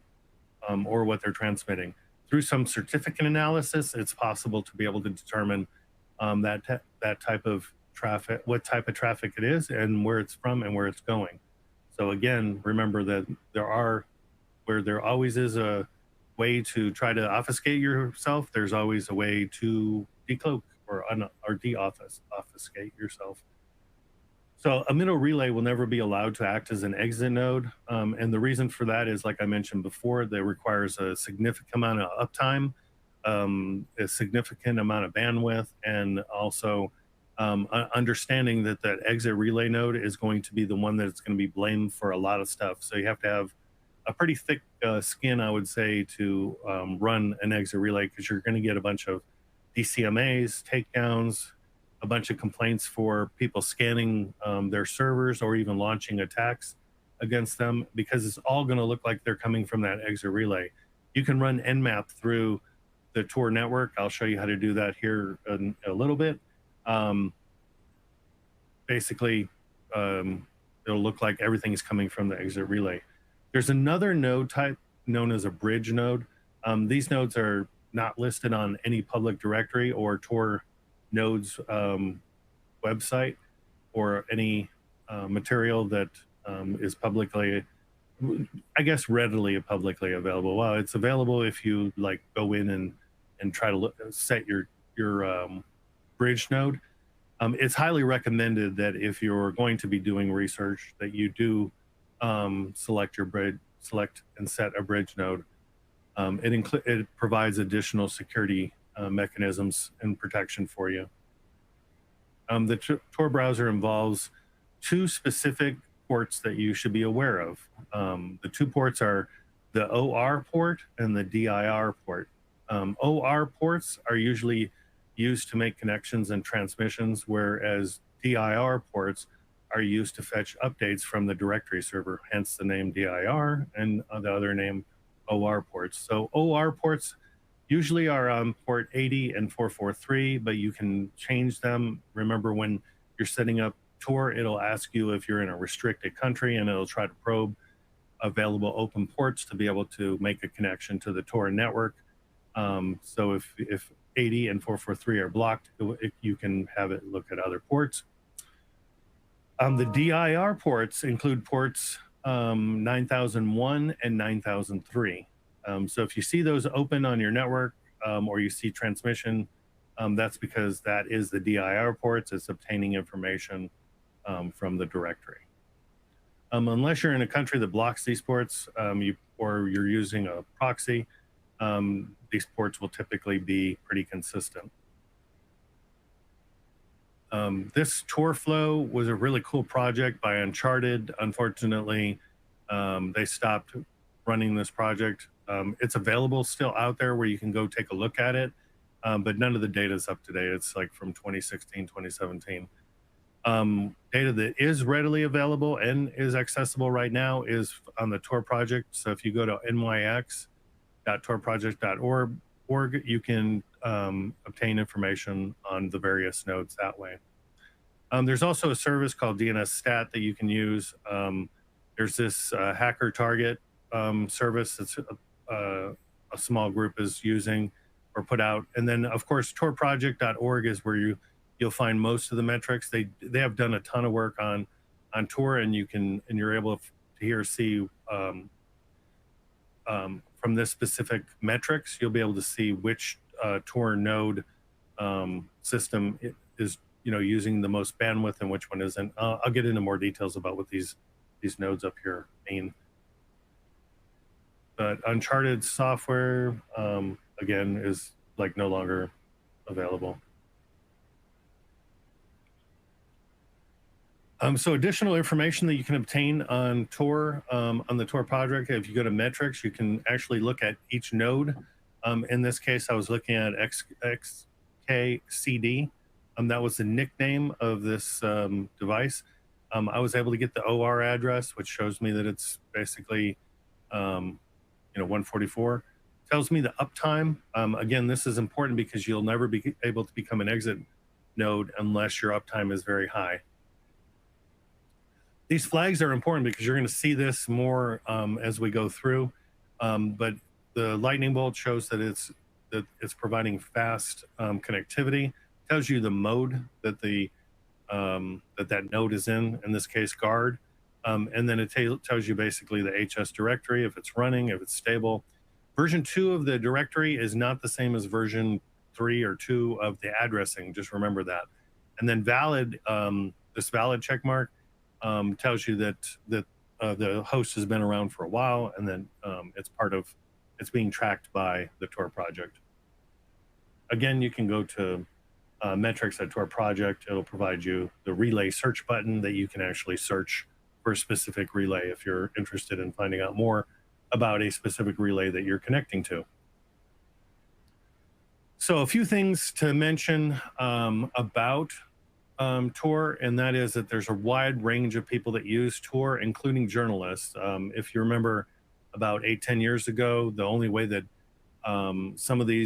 some things that we found out about going on in the world actually came from Tor, and journalists using it to get information out about the suppression that was going on during that time. Human rights activists use it, soldiers, governments, criminals, and terrorists use it. And two of the governments that I'm showing here at the bottom, you can see on the right-hand side, there's 11 nodes just outside the Kremlin. I wonder why the Kremlin would be hosting 11 of these nodes. And then Washington, D.C., you can see there's 3 in D.C. and 2 in Annandale. There's actually a bunch more. This is just this is a little bit of an older depiction of that. The other thing I wanted to mention was that there's other groups, including criminal underground organizations that are using Tor, and they're interested in the Tor traffic, not just because of what they're doing or what people are doing, but they're figuring out ways that they can take advantage of it. Recently, a threat actor named BTC MITM20 ran thousands of malicious Tor exit nodes in order to replace Bitcoin wallet addresses inside the web traffic and hijack user payments. Now think about that. This group ran thousands of malicious Tor nodes. So it was worth it for them to be able to set up to pay for thousands of these nodes. They had to have pretty good bandwidth, and they had to be up for a while. The issue that I ran into with this whole thing was that the actual node themselves were labeled and being run by BTC, which is Bitcoin, MITM, which is man in the middle, 20. So super duper weird, but it wasn't caught. It eventually got caught, and they got shut down. It's important to understand, who all is out there and who's running what. In this case, on the right-hand side, I'm talking about a mysterious threat actor that was running hundreds of malicious nodes. At one point, they were running over 10,000 nodes. Now, I don't know about you, but I can't afford even to run a few nodes to be able to dedicate to doing even research. In this case, they had somewhere up to 10,000 nodes that were running this. Whether they were bots or not, it's unknown because this was eventually taken down. But they started in 2017 and they were shut down in 21. At the end of 21, all of those nodes were removed. But in the meantime, CAC-17, which is what the threat actor is being known as, was able to get their tentacles into most of the Tor network. This led Tor to enhance some of their policies, the Tor team, and ensure that this wouldn't happen again. One thing it's important to note is that there was a 16% chance that a Tor user would connect to the Tor network through one of CAC-17 servers. Imagine that, a 16% chance that the Tor, the guard node, the one that you're connecting to, was or belonged to CAC-17. There was a 35% chance that you would pass through one of their middle relays, and then there was a 5% chance that you would exit through one of their exit relays. So for CAC-17, whatever they were doing, whatever research they were doing, it's not known. There wasn't enough information collected to be able to get too deep into that. Maybe something I look into later on. So now we're going to get more into the dark web. And I do want to point out this official warning. Even clicking on child pornography, exploitation links, or a red room in some countries, including the United States, is illegal. Do not actively search for child pornography or red rooms at any time. The statement here is intent to view. So if you're searching for something, you're intending to view it. If you want to help find people, both Omar and I like to work with Trace Labs. They do these CTFs to help find people that have been gone missing or are victims of crimes. They also have their own VM for doing OSINT. I actually posted a link here at the bottom that you can download their VM and use it. It's a really good tool. It's really good. It's based on Debian and it has a lot of OSINT tools on it. So very helpful for doing operational security. So, or open source security. So if you get a chance, join Trace Labs. They also have a Discord channel I mentioned there, and contribute. If you're actually new to OSINT and you want to get experience, this awesome team to get involved with. They'll assign you to a team and you'll start to learn how to do some open source intelligence with them. So this needs to be mentioned because the typical .onion website doesn't tell you anything about the site that you're about to visit. You could inadvertently land on something that is unethical, immoral, or illegal, or otherwise disturbing. I recommend that you exit immediately. The law is clear about intent to view. Do not look for this material and do not view it. Certain crawlers and investigative tools will download entire site contents. Be careful which tools you use and which sites you visit during your investigation or your research, because you could potentially download material that will land you in jail. Child pornography under federal law is defined as a visual depiction of sexual explicit conduct involving a minor, someone under the age of 18. Visual depictions include photographs, video, digital, or computer-generated images that are indistinguishable from the actual minor, and images created or adapted or modified but appear to be depict identifiable actual minors, including undeveloped film, videotape. I'm reading this specifically from USC, US 18 USC 2251, which is around child pornography. The reason I mention this because there is a ton of this material out there. And on the surface web, when you say, oh, I'm going to go to Amazon.com, you're pretty sure that you're going to go to Amazon.com. Or if I go to CNN.com, pretty sure I'm going to a news site. When you're on the dark web, the web addresses tell you very little about where you're going, and you really need to be extra careful about this material. Especially running against it. Even if you're law enforcement, unless you're under official assignment, it is against the law for you to view this material in any way, shape, or form. It doesn't matter if you're a researcher or you're writing a paper. It doesn't matter if you hate the bad guys and you want to report them. And it doesn't matter even if you're told to do so by somebody. And this goes back into if your company is asking you to do research based on like reputation or something else, that doesn't give you an authorization to be able to go and look at materials that are illegal in the country that you're in, including the United States. So I will tell you that a lot of these sites are being monitored, and you could be picked up through incidental collection and be listed as a pedophile or child involved in child pornography. So my recommendation is to stay away from this stuff as much as possible. I do want to bring up the trigger warnings that are required, that we're going to, as we go through this course, you might end up, as we continue, you might end up seeing this material. As you go through on your own, you might end up seeing some of this material. Now, one thing I'll mention to you is that there's always this thing that says that red rooms are urban legend. I can tell you they're not. They're out there. Do stay away from them. They're like the worst thing ever. There's things that you'll never be able to get out of your mind after you access any of this material. So stay away from it. That's the best advice I can give you on anything really related to the dark web. In simplest terms, when you are connecting with Tor, you're basically using this Tor client that is on the right hand side, on the left hand side, sorry. You're hitting an entry node in that Tor network. Then you're hitting a Tor relay in that Tor network, and then you're hitting a Tor exit node on that. And what that does is basically this is kind of like the basic setup.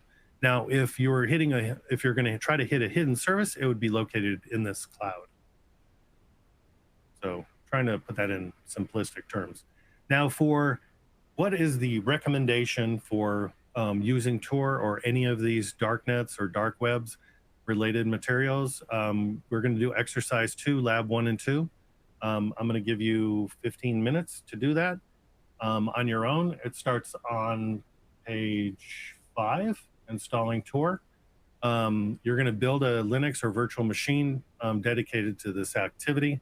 So you've probably already downloaded and installed Kali Linux or Parrot OS, and you have it running in a VM. You're going to purchase or build a VPN service that has no logging policy. You're going to set up and configure a VPN service before you install Tor. So you want to do that if possible. For this class, you don't need to do it because we're basically going to destroy your VM after you're done anyway. And then you want to ensure that your VPN is on and operational before you launch Tor at all. And then you're going to download and install the Tor browser and the Tor daemon service for Linux for your operating system. And then optionally, I mentioned setting up a cloud machine, a VPS. I highly recommend that you set up a VPS, virtual private server, if possible. So like I mentioned, we are going to take a 15-minute break, do these exercises, and then we'll be back and we will continue on going through the rest of the, reconnaissance on the dark web.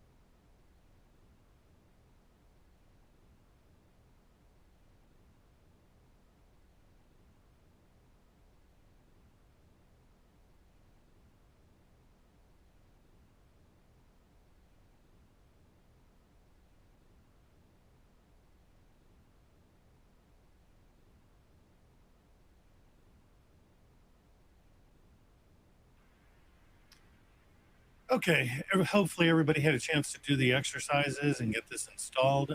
It's super easy to do. As a non-root user, as a regular user, you should be logged into your VM, and then use sudo apt get install Tor and Tor browser launcher. I already have it installed, so I'm going to get that. So once that's done, you should be able to go up to your corner Kali thing and just type in Tor, T-O-R, and you're going to get two different settings. One says Tor browser, the other one says Tor browser launcher settings. If it's your first time, click the launcher browser settings, and it'll ask you some questions about how you specifically want it set up. Sorry about that.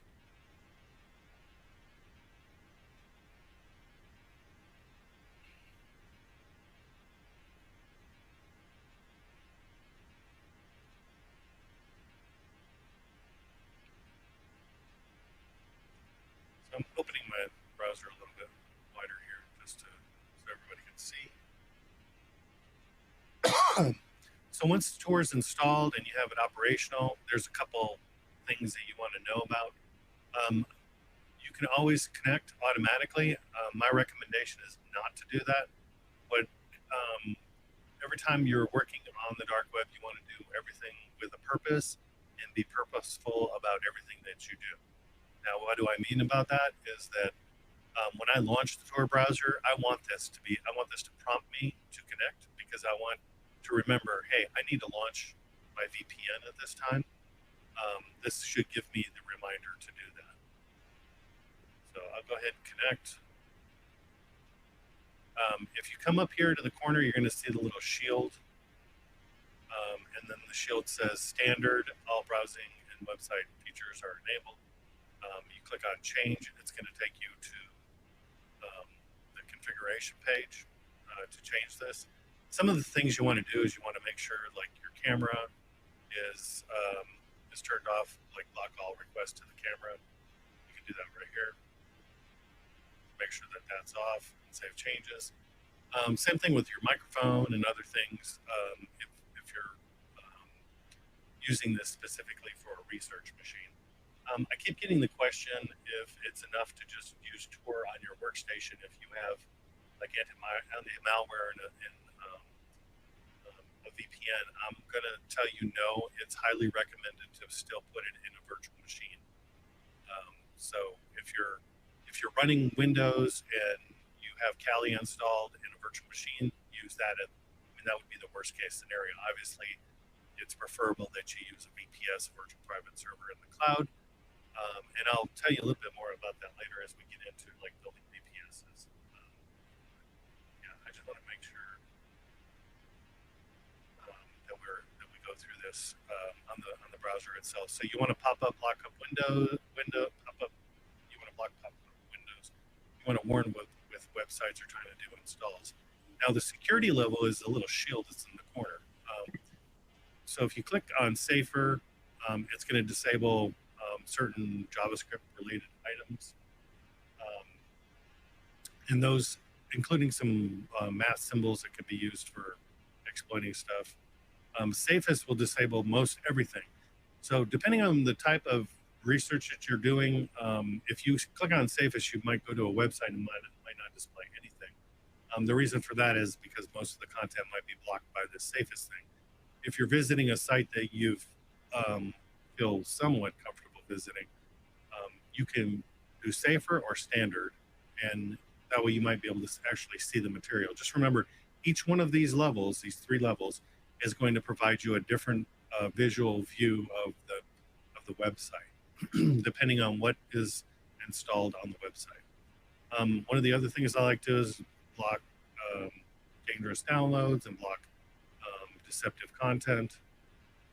Make sure that HTTPS mode only is enabled. In my case, I'm going to leave this as standard, but I recommend you use safer or safest starting out. And if you hit a site that doesn't display anything for you, then try to change it and move it down. There's this new identity button up here that looks like a broom.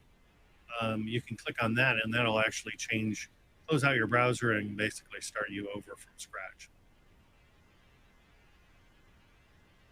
All right, so I'm connected. I'm going to actually go to a search engine. Amaya is the one that is one of the recommended ones. You can go to Excavator and some other ones. What I've been finding lately is that hackers have been manipulating the search engines and putting a lot of their same stuff in multiple times, I mean, hundreds of times. So you'll find 100 different web addresses taking you to the same server, um, just differently labeled. So I'm gonna look for breach data and do my search. Amaya is also, so right here it shows amaya.fi is actually on the surface web, as you can see here. In one of the exercises, it mentioned this purple box that says onion site available. You can click on that and it's going to ask you, typically it asks you, do you always want to go to this onion site? Again, be purposeful about what you're doing and tell it no. You want to manually go, manually want to be able to select the site that you go to every time. So anyway, I typed in breach data. I am on the dark web here doing this search using Amaya. I see this leak findings site. There's a whole bunch of these out there. Leak whatever.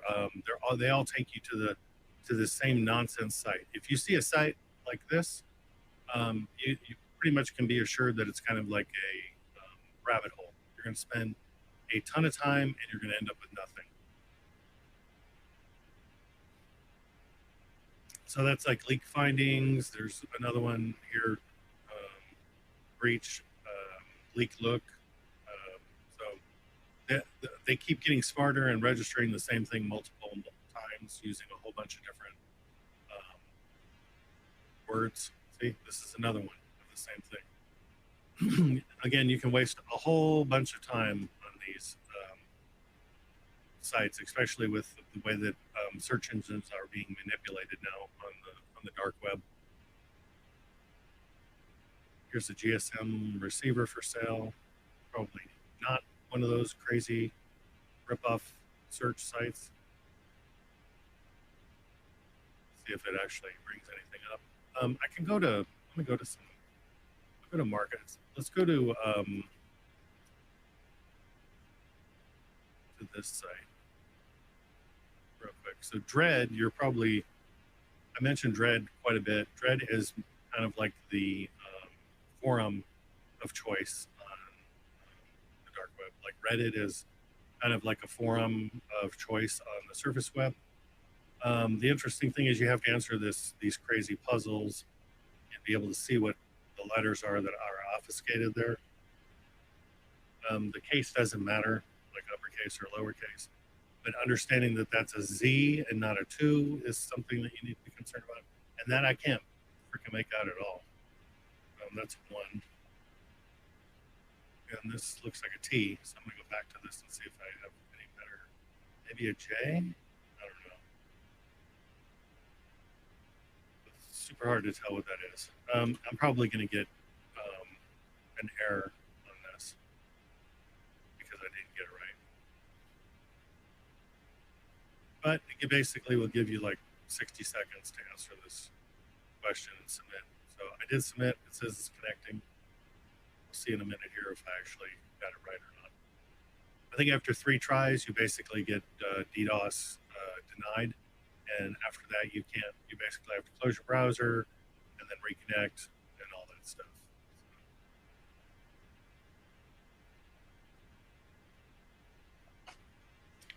The other thing is you're going to see a lot of search engines that, or like service availability sites that are constantly going to tell you, hey, Dread is not up.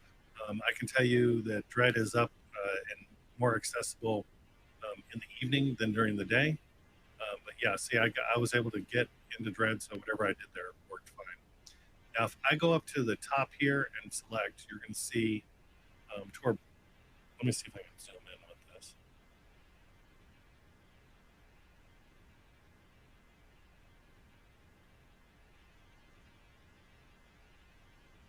I had modified this browser, but it's not keeping it.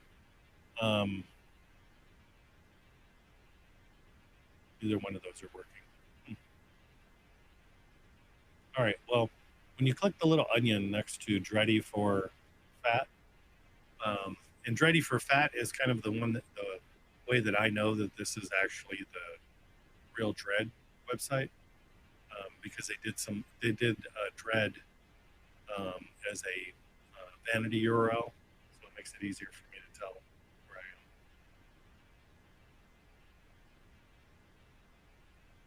Anyway, the first site I'm hitting is US Guard node at 5181. The next one I'm hitting is Germany, and it has an IPv6 address as well. Then the next one is the Netherlands. So I'm actually coming out of the Netherlands at a 51158 address.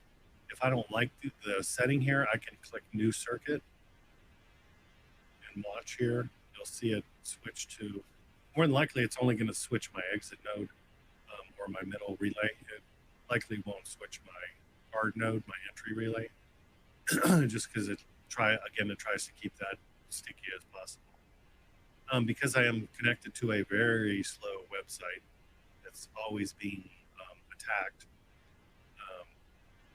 it's taking a long time. So version 3 addressing kind of addressed some of this and fix some of those issues. You can also go to the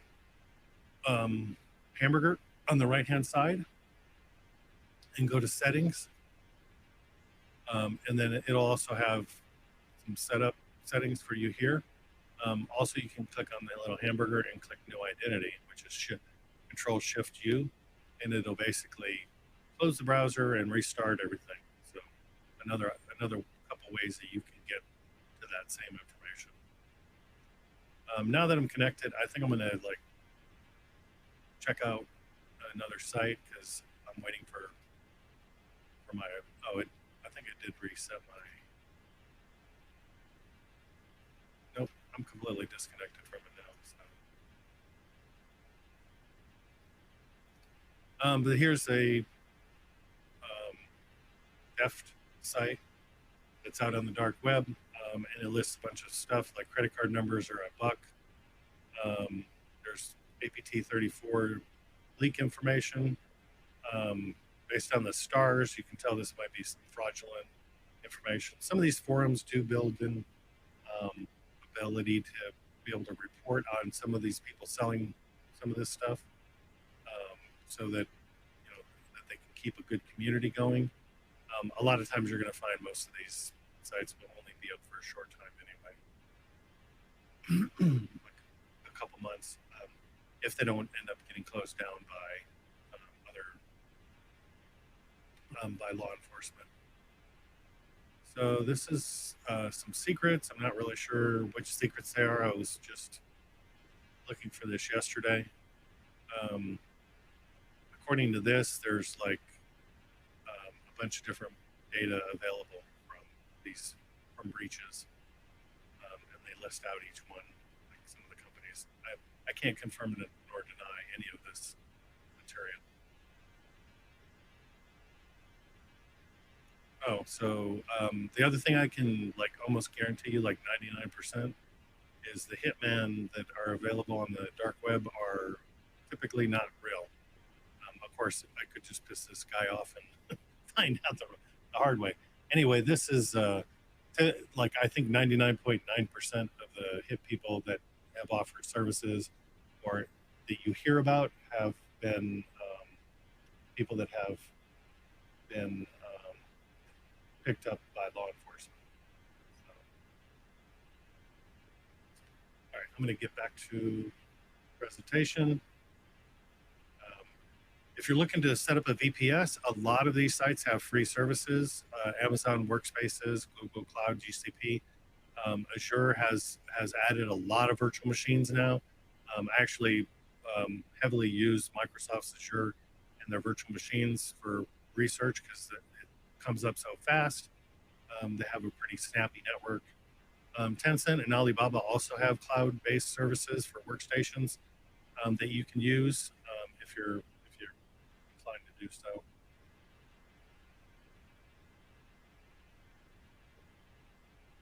Again, in the exercise lab three, we were talking about using going to websites with the Tor browser.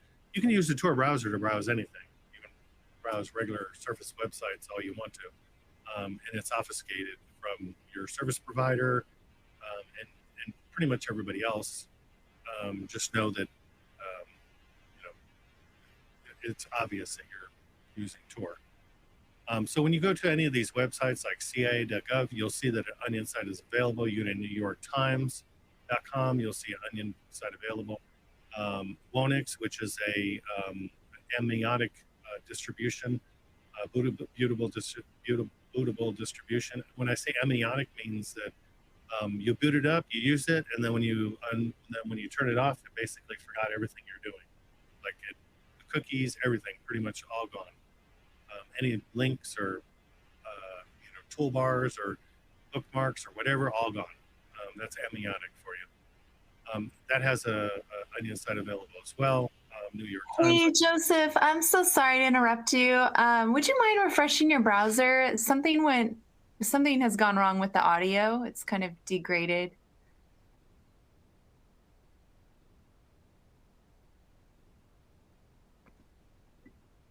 Just give us a few seconds here, everyone. Is that better? Can you hear me? I think so. So far, so good. I'll keep an ear to it. Thank you. How about the visual? Sorry, I was muted. Yeah, we do see your screen. Okay, cool. For some reason, I'm noticing that the volume is really low. Are you able to get closer to your mic? Yeah, I'm gonna turn up the volume as well. My output, is that better, or is it? Yeah, that is better. Yeah, thank you. Okay, all right. Sorry about that. Appreciate the feedback. Okay, so what I was mentioning earlier was in exercise 3 of lab 2, or lab 3, you were going to hit some of these sites that have Onion site available. You'll only see this if you're using the Tor browser. I showed it to you when I was doing the previous exercise. I wonder if the problem is when I switch between the machine and the presentation, but we'll see. I'll keep an eye out for it. So there are creative people out there, like for example, this Tor Amazon has nothing to do with Amazon, but they like capitalized on the logo, they capitalized on the actual layout of their forum and everything. Alpha Bay Market came back shortly, and it was short-lived. The guy that was associated with the original Alpha Bay Market came back and said, "Hey, I'm running this. I'm going to eventually move it to I2P." I've been on I2P. I have not seen it show up on I2P. So if you're looking for content, or if you're like really looking for breach data or corporate type data, or you're looking for people or criminals, or I don't know why you'd be on the dark web, but if you're doing any of that stuff, a lot of that's going to start with search engines. Okay, so in October 15th of 21, all version 2 addresses officially stopped working. The Onion routing network no longer will route a version 2 address, which means that there are thousands of websites that are connected with version 2 addresses that are not getting access to anything because it's not being routed. Some of those you'll be able to find on the surface web, like I mentioned before, but on the dark web, you're not going to see them anymore. So what that did was that helped actually reduce the number of crap that was out there that basically was causing people to spend time looking at things that wasn't real.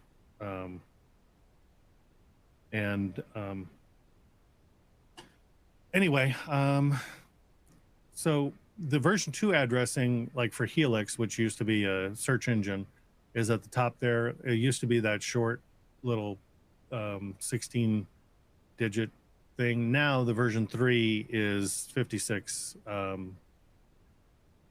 digits long. And first of all, version 3 is now allowing Tor to avoid DOS attacks much more. Now that's the reason that you're able to see that Dread is back up In version 2, Dread was always down because it was constantly being attacked. Also, the Tor network has been struggling with this problem of scams and outdated sites for a long time. When the old addresses became unavailable, that reduced the number of scam sites that were out there. The main goal of version 3 is to increase the security and privacy of users and add the ability to create better vanity URL addresses. There is 1 septillion, 286 tillion, 925 quadrillion, 819 quadrillion. So the first one was quintillion.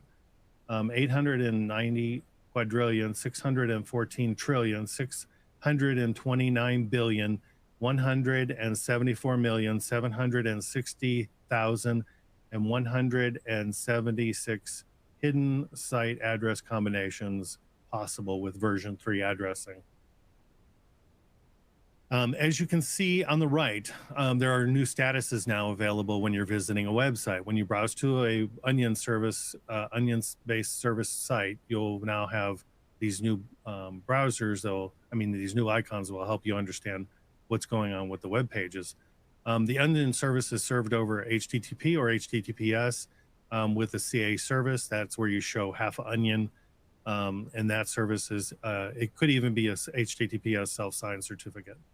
The onion with a line through it, the red line, that is an unsecure site, unsecure URL. I typically recommend not visiting that site because they are doing something weird with their scripting or the site itself. The one with the little triangle on it is an onion site serviced over HTTPS with an expired certificate. This could be also another fraudulent site that recommend you not visit.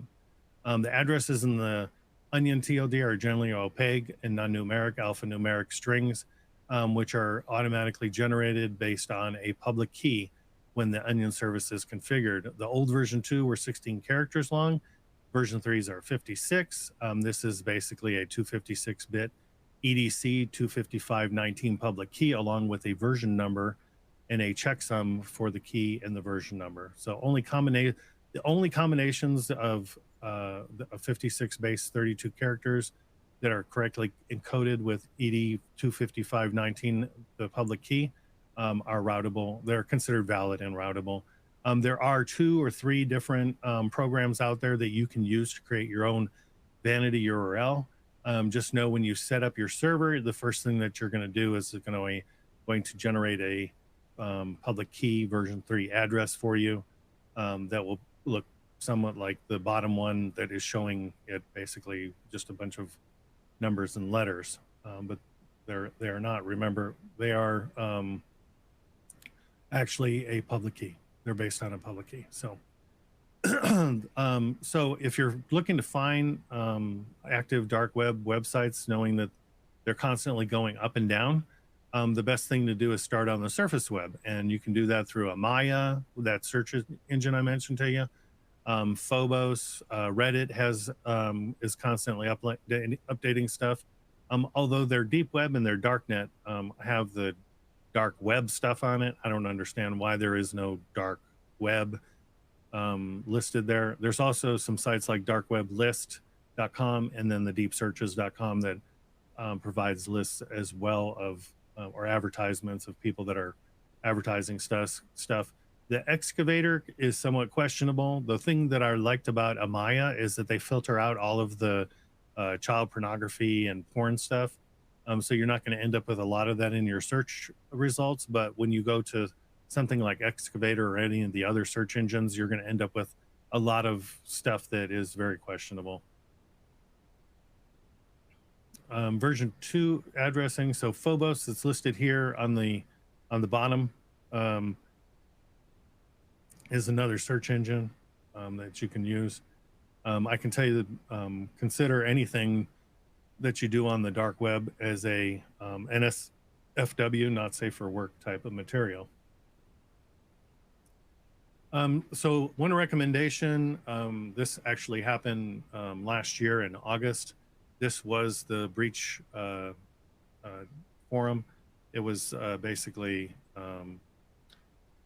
a site that got shut down last year, or actually it got shut down 3 months ago. Anyway, um, this bank, Bank Norte, which is part of Group IB, Grupo Financiero Bank Norte from Mexico, sent a cease and desist, and they also sent some type of DMCA um, request against this forum and asked them. So this was Breach Forum's website. They sent them a letter saying, "Hey, can you take your stuff down?" What ends up happening is initially on some of these forums is that there'll be a couple groups that will go out and they'll collect a bunch of information on a bunch of different targets and they'll build them into small little packages. Most of it's OSINT based, right? It's all open source, either found on the dark web or found on some of the like Telegram or other sites. They basically put this package together. What that package is just a bunch of open source crap, basically, that you could get yourself. Then they list it for sale and they say, "Hey, I have, I don't know, 60,000 lines available of data on this particular target," and it's listed for sale. In this case, it was listed on breach.to. They sent Pom Pom Porin this cease and desist letter, which basically this kid was 19, 20 years old. He basically thought it was funny. He then went and asked another guy, and for the life of me, I can't remember his name right now.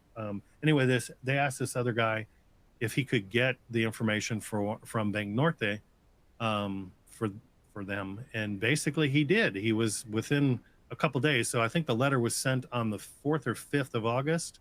By the 8th, within 4 or 5 days, Pom Pom Porin basically dumped all of this Bank Norte's information on in their data repository and made it available for people to gain access to. So basically, the organization contacted them about some crap data that was already out in the public, telling them to take it down because it was hurting them, financially, which I can't see this being, this actually happening. But anyway, they basically ended up shooting themselves in the foot because they pissed the guy off.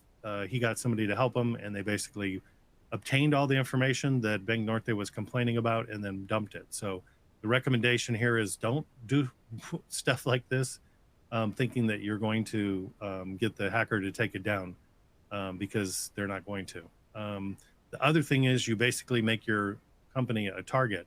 Like in this case, the people that sent this letter basically made themselves a target. And then thirdly, you're going to end up in a worse situation than you started out in. So there are some other sites that you can, like Dark Web Magazine, this trusted vendor list. Again, we're talking about the dark web. You need to remember to use some common sense. I for some reason, I've seen people go on the dark web and lose common sense and think that they're gonna, buy stuff or sell stuff, or they're dealing with somebody that's reputable. I mean, if you're visiting these dark web criminal forums, you're basically dealing with criminals. So you end up getting what, basically you deserve if you're dealing with them. So there's scams everywhere on the dark web. Just because it says it's trusted doesn't mean it is. If you see trusted links or trusted vendors or reputable drug dealers, I mean, really think about that, because a drug dealer from a corner is giving you drugs hand in hand, but a drug dealer from the dark web is basically you're hoping that whoever you're giving the money to is going to give you something. I was authorized to basically say this, and that is that in an investigation from a recent law enforcement agency, they conducted 15 purchases, and out of the 15, only one of them was real. So just remember that if you have tons of money to burn in your research, you're going to end up spending a lot of money on and basically just making scammers richer. So something to think about. There, like I mentioned, there are a bunch of different search engines. There's Torch, Torch, but there's also another one called Tourch, Torch. The one that's Tourch is not as reputable as this one is. Also, DuckDuckGo is a good resource for finding stuff on the dark web as well. If you want to do mail on the dark web, you can use Mail to Tor if you want to. Hidden Wiki's been around forever, but it's not 100% kept up to date. And then there's sites that are constantly coming up, like the Dark Lair and such. I don't recommend visiting any of these sites. And what I'm presenting here is actually just um, your for your education only.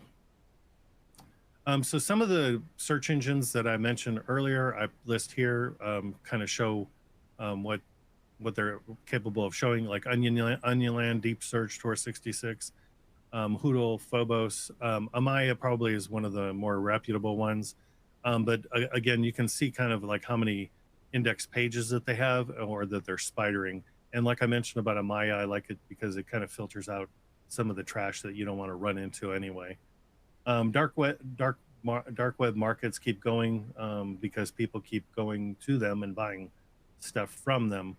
And some of them look like they're pretty professional. Like this one kind of looks like the whole Western Union color scheme and everything. And then they say that they use this safe escrow. This is another type scammy thing. Originally, when Safe Scroll came out, they were one of the only ones that were really trusted, but then they did an exit scam and basically kept everybody's Bitcoin. Here's some more additional hacker forums. Some of these like exploit.in and crack.io, xss.is, these are still available and online and available on the surface web as well. I already mentioned SafeScrow. So being able to analyze Bitcoin and Bitcoin mixers, one thing I will tell you is that be leery of this. This is a cautionary tale of mixing your good Bitcoin with bad Bitcoin. A mixer will basically take Bitcoin from all over the place and then send that Bitcoin back out and provide you like an extra, dollar or two for using your Bitcoin. But what ends up happening is if you end up with Bitcoin that was marked as being bad Bitcoin, part of a scam or a heist or some criminal activity, it basically can be seized. So Bitcoin does offer a pseudo-anonymity to users, but in order to be completely anonymous, you have to use additional tools and you have to be careful about how you're using and spending Bitcoin. My whole thought on this is why not just move your Bitcoin from Bitcoin to Monero and then split it out of Monero, but I'm not here to give anybody ideas. So this goes back to the questionable material that you're going to run into and the warnings that I provided earlier. Should you invest in a dark web like search service or a platform, an intelligence platform that provides you access to this data? If you're going to suggest that your employee go out and on the dark web and look at this stuff, I mean, you're basically subjecting them to some like really horrible stuff. Whereas if you get one of these platforms, you're going to be able to the employee can do searches and that questionable material is not going to be in there and they're going to be able to target more what they're looking for. The other benefit of using some of these intelligence platforms is if I'm searching for widget.com on their platform, it's not going out to these other underground forums and searching. It's searching data that it's scraped and collected from all of these services. So I don't have to spend 4 hours a day in Tor. I don't have to spend 4 hours a day in I2P. I don't have to spend all this time in Discord and Telegram and Freenet and ZeroNet searching for stuff related to my company or whatever it is that I'm researching or whatever my activity might be. A lot of law enforcement is now using these intelligence platforms because it exposes them less, like their IP address and their workstations and stuff like that, to potential harms that are available or not available, that are watering holes on the dark web. A lot of these services, I mean, and it can vary from service to service. I would just recommend you do your research if it's something that you're going to do, but it varies. Like some of them don't do due diligence at all. I've tested and seen some of the service, and I'm like, I don't understand exactly why you're charging me for this, because, and I'm not being charged for it, but you would charge for it because it's not essentially providing me anything. But then there's the other platforms that I tested out, and they're like super amazing. So my recommendation is that just do your homework, and if you are in charge with the reputation of your company, or you're involved in investigations, just think about what you're going to expose your team to if you're asking them to go out there and do this stuff. There's so many criminal underground forums now, and a lot of the newer Intel platform services are picking them up, like Discord and Telegram. I tested one last week, a new one, and well, not new. They've been around a long time, but they added some new features that added in Telegram and Discord, and actually did a really good job of it. So something to think about. Remember, when you are out on the dark web and you're purchasing something, you are definitely a goldfish compared to the sharks of the ones running the websites, running the escrow services, the ones that are running Bitcoin mixers and stuff like that, or anonymity services, or selling you anything. Just remember, you could be looking at, a shark. And I think it's kind of cool. Europol actually put this out. That's the reason that I wanted to add it to the slide, because I thought it was very well representative of what the typical user on the dark web is looking at. There's other scams. I'm not going to get into refund fraud as a service, but if you can imagine, like any type of service that involves customer service, or some type of good or service, there's always going to be some fraudsters out there coming up with a way to take advantage of it. In this case, this e-commerce fraud and return fraud is a $25 billion a year business that fraudsters are committing on real retailers and costing real jobs. So now we're going to do exercise 3. This is using a commercial VPN service. I'm going to just show you I'm going to show this to you so that you don't need to do it yourself. Mainly because I don't want you to have to go and purchase anything. But the way to set, I use, in this case, in this demo that I'm doing, I'm using IPVanish, but there's hundreds of sites.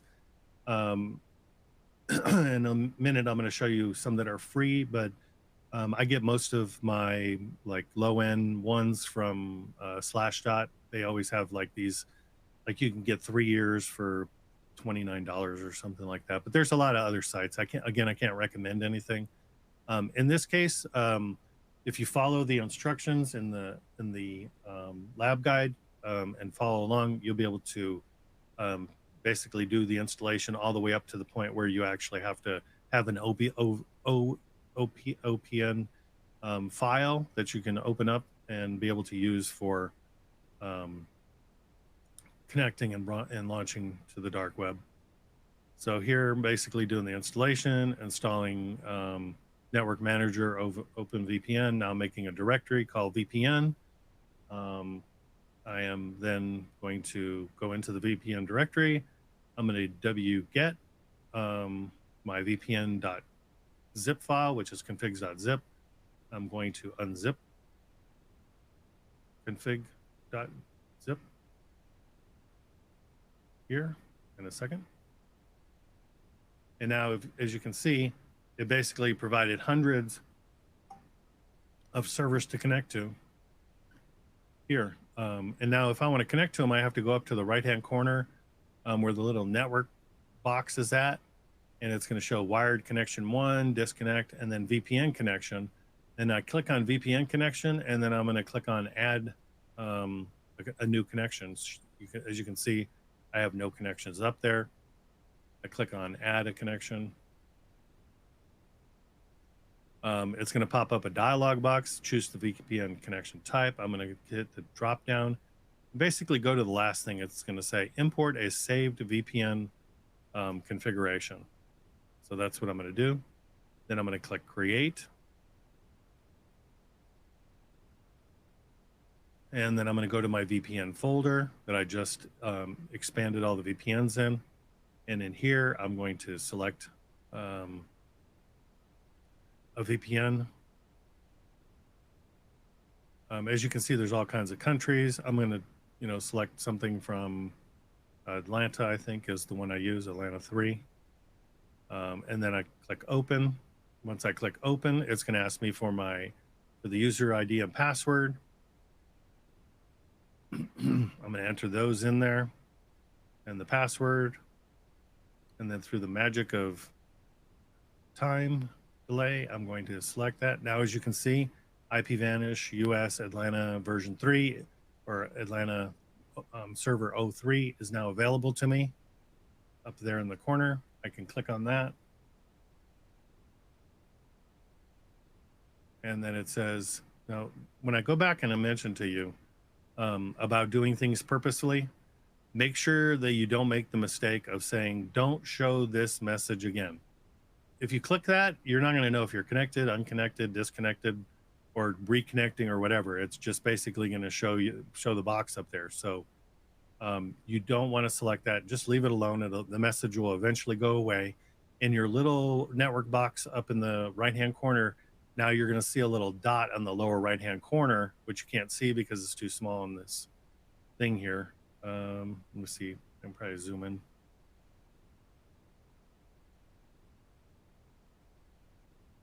And then I can launch my regular web browser. This is not my Tor browser, and I can go and check to see, okay, where am I connected to Atlanta? So I'm going to do, what is my IP address?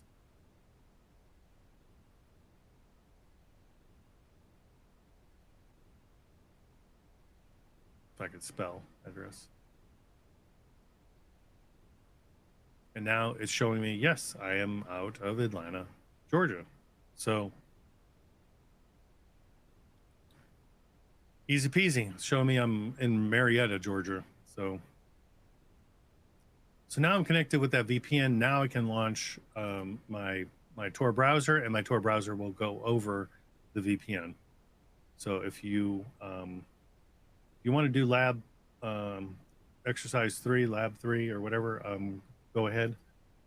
It's worthwhile because here is VPN OpenBook, and this is free VPNs. Now, remember, anything that for free is too good to be true. I would tell you the same thing with this. They changed the servers and the zip file weekly, as well as the password. So free, but don't use them for anything critical. And be wary of any man in the middle notices, because you will get them not just from this, but from other sites as well. Another site is Spies. I'll show you that here in a minute. Spies 1. But VPN Book, you can just go to the website and take a look at it. They also sell, besides having all the free stuff, they also sell some of them. So I think some of the lower end ones they might put as free, but I still wouldn't do anything critical over these things. But if you want to test out your machine and get used to using a VPN, this is a good free way of doing it without spending any money. The next thing that we're going to talk about is using proxies and proxy chains. This is exercise 4 in the lab guide. Let's see what page that is on.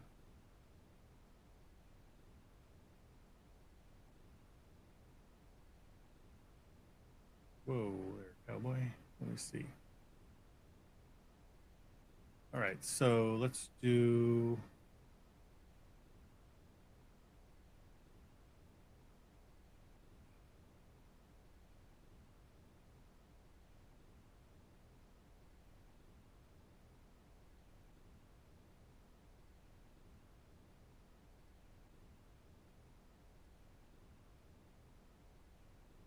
all right, so to use proxy chains in that exercise that I'm showing you there, the first thing you're going to do is you're going to edit the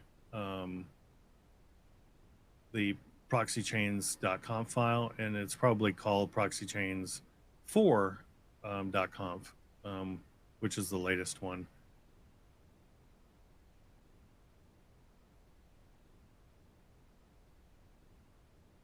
So what you want to do is edit the file. You want to find the section where it shows. See if I can go back to this a little bit. So it's going to be under Etsy, and then it's going to be called proxy.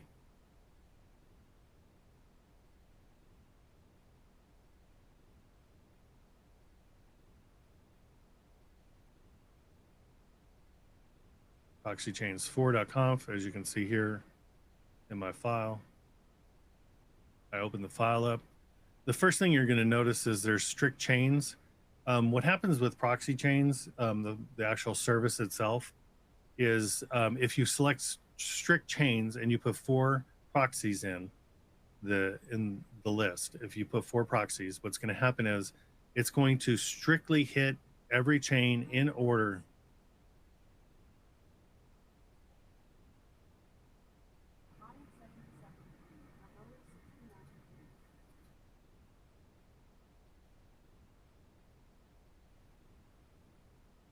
Okay, sorry about that. I am back. Had a little glitch here.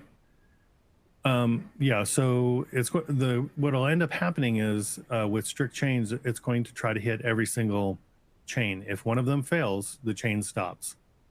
So if your first proxy that you list in there is broken, it basically ends it.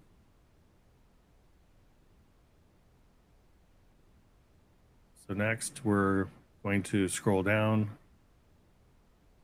You also want to make sure that proxy DNS is selected, because if you're using a DNS from someplace else, it could easily, someone can easily tell who you are. In this case, this setting right here, SOCKS4 with the loopback address and 9050, this is me using Tor, the daemon Tor.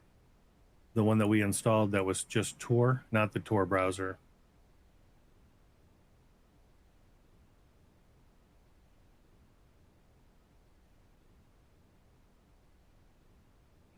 So anyway, I want to scroll back up.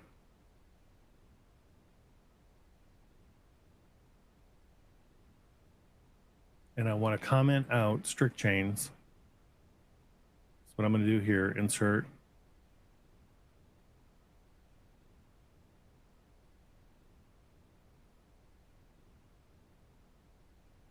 Because I did in sudo, remember I'm a regular user and I'm editing a file that's in Etsy. I need to make sure that I'm root equivalent. So I'm going to go back, make sure that I have the rights, and then I'm going to go back and I'm going to comment out strict chains. You can follow along with this in the exercise. Then I'm going to scroll down to dynamic chains. Actually, it's up, and I'm going to uncomment dynamic chains. So what dynamic chain does is any of the proxies in the chain that fail will just be skipped over. So it'll try using them like 5 or 6 times. It's pretty resilient and pretty determined.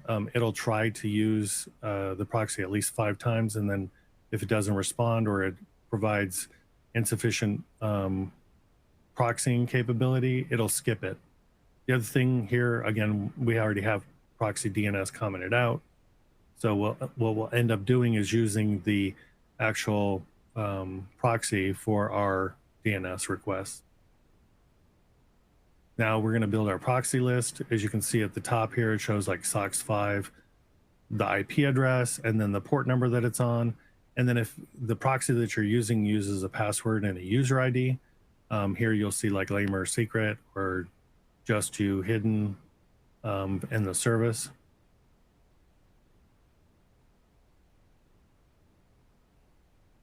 So I'm going to actually add the proxies right under proxy. And I'm going to list a few here.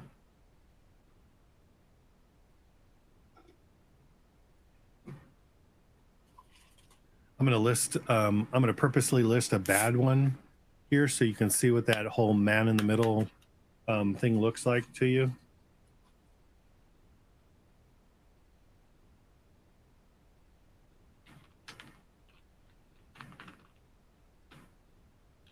These actual proxies that I'm showing, that I'm adding in here, I actually got them from Spies One. Again, not a trustworthy site, and not recommending using it, other than just saying, hey, this is available for you to do some testing on. And here I'm going to Spies One just to show you. Initially it's in Russian. There's a section where you can select the little button that says EU and or EN, and you can get it in English.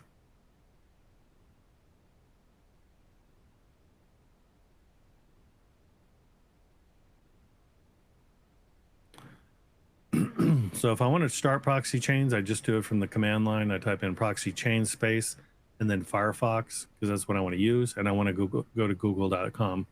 It'll launch.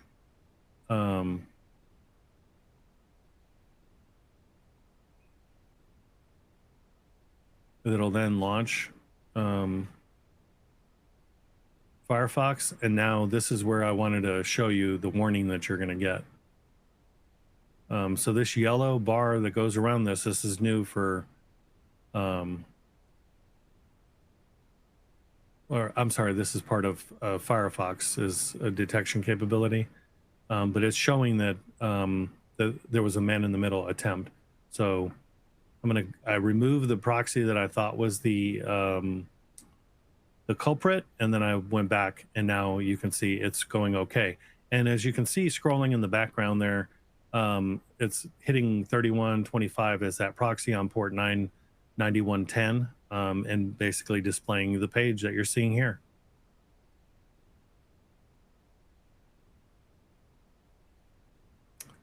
So that's how proxy chains works. I think I have maybe something where you can use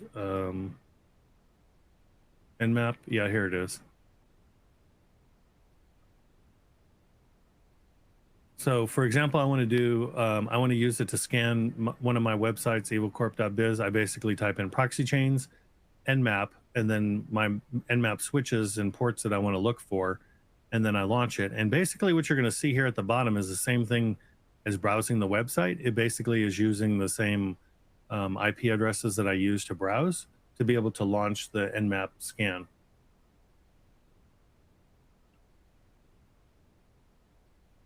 And then eventually it provides me some feedback that shows that that the website is responding, and that port 80 and port 443 is open. And it's just an example for using Nmap. But basically any tool that you can think of, you could do the same thing. So that's exercise 4. You're going to do that on your own. We're going to talk about creating your own Google Cloud VPN server. If you don't trust any of the VPNs that are out there, you could build your own. This is at council.cloud.google.com. Everybody has a Google account. You can basically use your Google account. If you haven't done this before or launched any hosts or instances from Google Cloud Platform, there's a $300 credit that is provided for free, and you can build your own VPN there. That's exercise 5. You can do that on your own also. And then the instructions are here, as well as in the lab guide, for being able to do this, to create your own GCP VPN server. This is kind of cool. I actually use one of these Raspberry Pis connected up to one of my virtual machines. So I have a virtual machine with a couple NIC cards in it, and one of the NIC cards goes to one of these Onion Pis, where basically anything that goes out that port is sent through the Tor network. There is also this Thor device, THOR, that uses OpenWRT, and you can find out more at Tor routers about it. But if you're traveling and you want to use Tor without setting it up on your laptop, or if you don't have Tails with you, and we're going to talk about Tails here in a minute, this is good for doing stuff on the go. Some of the tools we're going to talk about, and I'm going to show you, is like Katana, Onion Search, Onion Scan. There's exercises in the lab guide for all of these. I'm going to show you Onion Scan here. there's an exercise in the guide for you to be able to do it yourself. In this case, I was messing around with Go quite a bit to get mine to work. You can obviously set up different Golang profiles to be able to install whatever the required version is of Go for the project that you're running. In this case, I think I was using like 16 or 6.2 or something like that.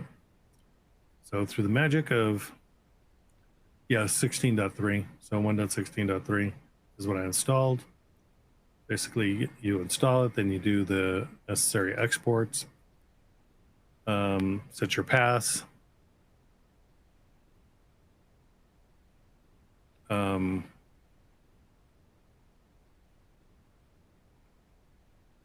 do the installation, install all the additional plugins that are required,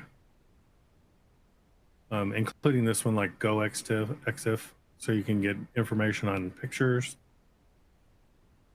TiDot for the database, and then in this case, so what I want to show you here is that if you install a Tor tool like Onion Scan or any of the other ones that I mentioned, you have to have the Tor daemon running to be able to use them.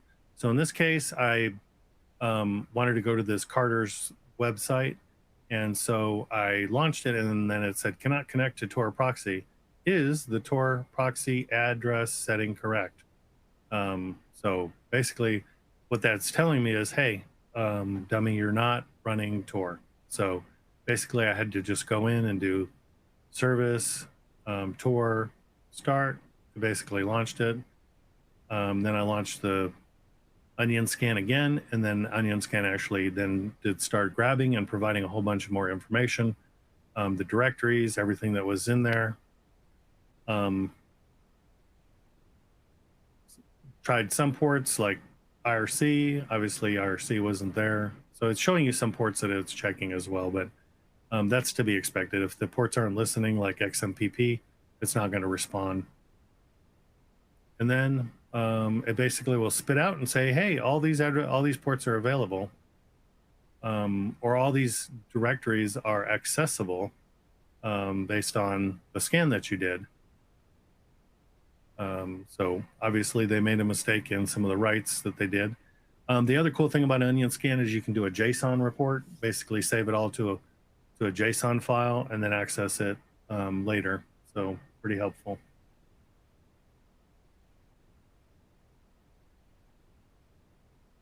This is what it looks like when you dump it. Basically, it was showing me that there was like some VNC, there was some Bitcoin information, basically an advertiser's ID from Google that was in here. A whole bunch of information that basically told you a whole bunch about this Carter forum, and allowed an investigative team to be able to shut it down. I wasn't involved in that, but I did collect some information on it.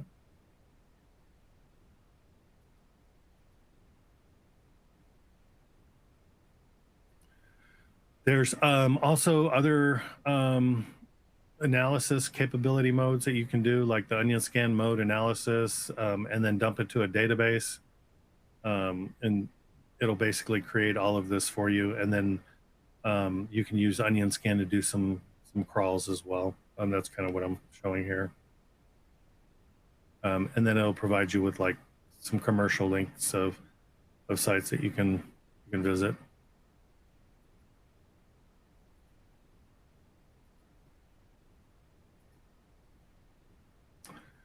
Joker Stash was around for a long time. They were big Carters. They ended up getting shut down.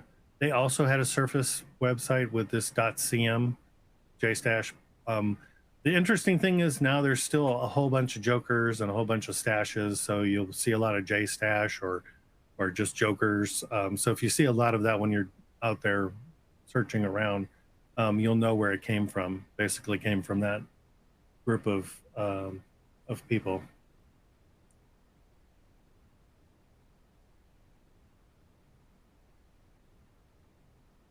So there's an exercise for each one of these there in the lab guide.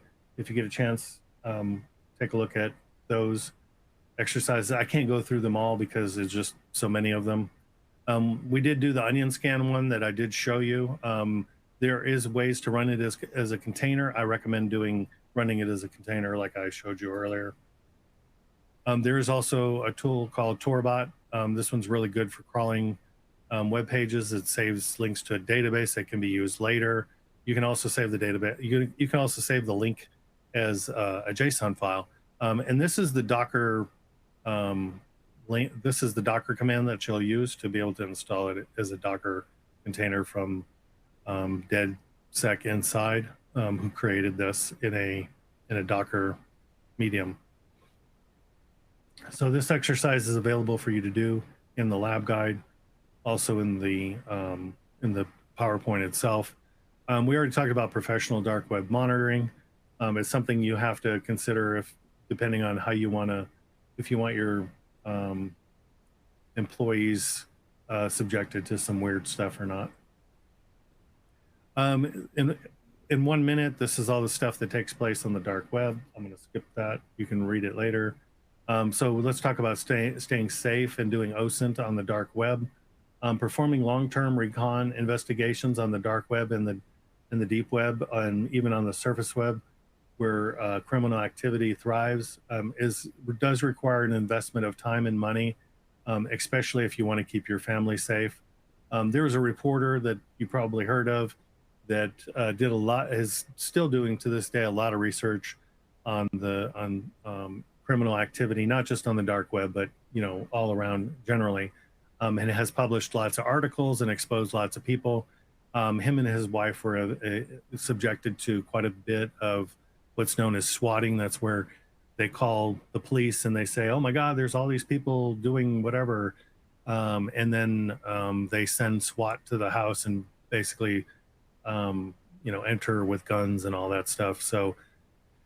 That was one thing. And then they've also sent him some really gross stuff in the mail, some poison, all kinds of weird stuff. So the reason that you want to keep some anonymity if you're doing this research is so that you and your family don't become targets of the criminal underground, unless you're a reporter or whatever, and it doesn't matter to you.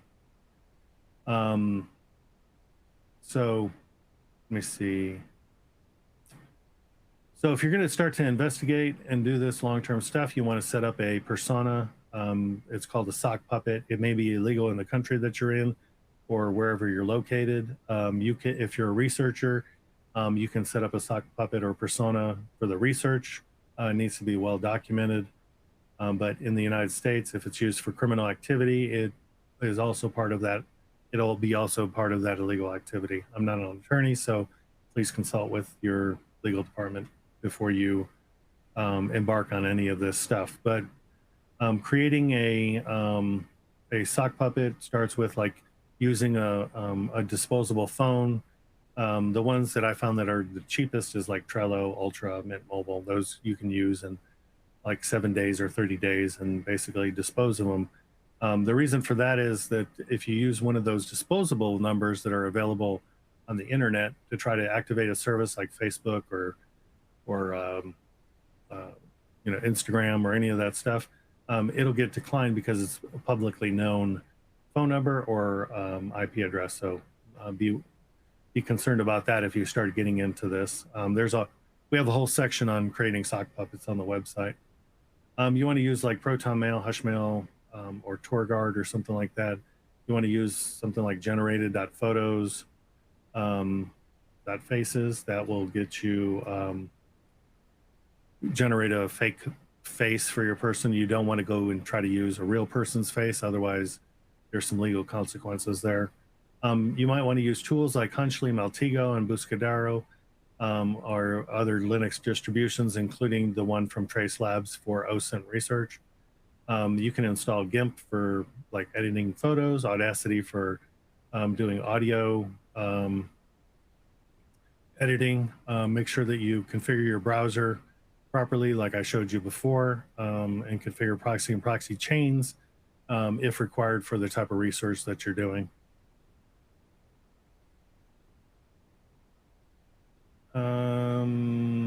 So initially, if you're using a sock puppet or persona, try to use as much passive intel gathering as possible, because services like LinkedIn and Facebook will tattletale on you. So like if I have a um, LinkedIn site, if I have a LinkedIn account and I visit somebody, like I visit you, it's going to say, hey, you had a visit from somebody.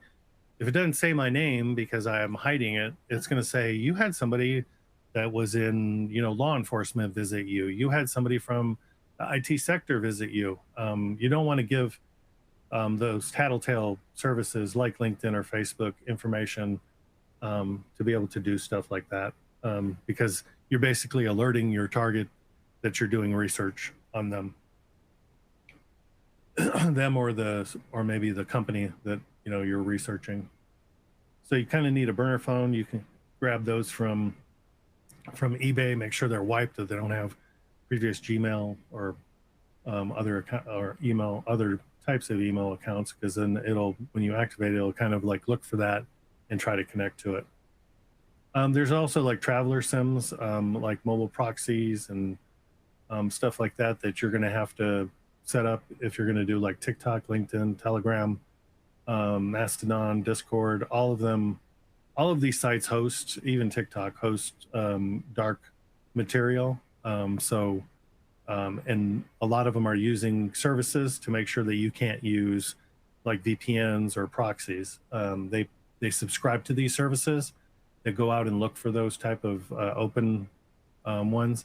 That's why you may have to like purchase a more commercial service to be able to do something like that.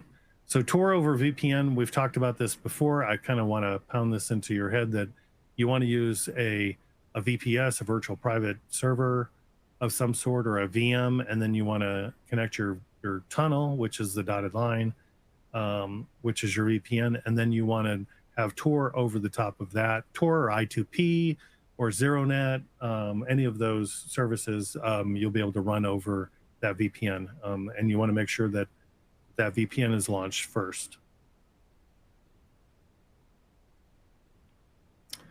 Investigation on the dark web usually comes down to the extensive research, attribution, and correlation between the surface and the dark web, and many times through information slippage. Investigations will take weeks and months, if not longer. Information slippage is where someone on the surface web uses a particular type of language or style, uses an email address, IP address, website that is then used also on the dark web. Then you're able to be able to trace them from the dark web back to the surface web. So if you go to onions.live, it'll basically tell you which sites are up. As you can see, this was, I think, pulled yesterday or the day before. It said Dread Forum was down, but I just showed you the Dread Forum's up. So some of these are work properly. Some of them really don't. And then if you're like looking for Torch or Bitcoin, these have highlightable words that you can click on.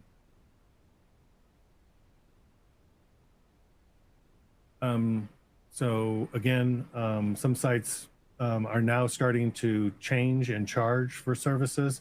For example, if you want to gain access to any of the newer forums, you're going to see that they're going to charge you. You're going to have to set up. You're going to end up having to pay $100 or $200 just to set up an account on some of these newer forums, like the XSS forum, IS. They're requiring that you deposit a certain amount of Bitcoin or cryptocurrency, including like cracking, even same thing. I do have a little bit of information here on the whole Shanghai police database release, which was 1 billion records. I will tell you that that 1 billion records was posted for $200,000, and within 3 months, it became available for $1,000. So you could get 1 billion records for around $1,000, which is like super crazy. Dread has a section called Dark darknet markets where you can go and they basically are talking about the different markets. And I guess one of the better things that they have is like when people are talking about them, they'll tell you if they're scammy or not. Although, take that as, basically hearsay because there's no telling. There used to be like sky-fraud.ru, which held a lot of credit card material, but they're gone. A lot of there's also Recon that is available besides Dread, and I have not checked to see if Recon is back yet, but it was doing the same thing that Dread was doing. It was under denial of service. BHF.io, I believe, is still out there. Let me see. We can take a look.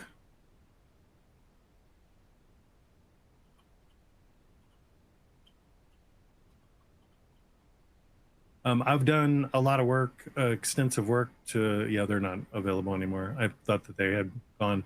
I've done a lot of work and gone through a lot of this material to make sure that we're not ending up on sites that are showing questionable material or pornography or anything like that. But let me tell you something, it is not an easy task. There is a ton of gross material out there that you're going to run across. This is one of the activities that you can do: install hate mail. Get it? It has H and then 8 and then mail, hate mail. Can be used for finding email addresses of people as well. It uses the harvester, which Omar showed you yesterday, and then there's other cross-link tools that are tied to it, including Have I Been Pwned and some other stuff.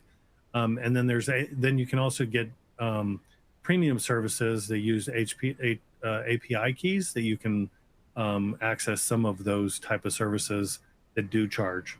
So this is one of the exercises you can do. Like I mentioned, Have I Been Pwned? Some of the other sites, so if you're trying to find breach data or stealer data, Have I Been Pwned is a good starting site.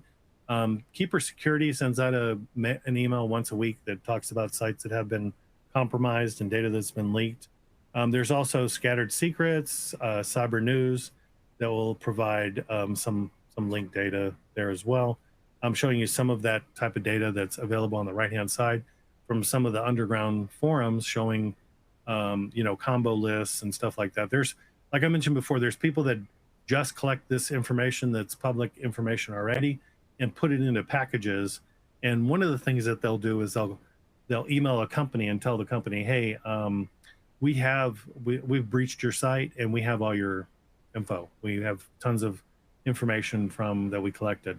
And then the company will say, okay, well, send us proof. And then they'll send them some of this data that they collected open source. So, and the company might freak out and say, oh my God, they have like all these email addresses of all these people. This is terrible. And then try, taking action right away. And I would say, relax, be calm.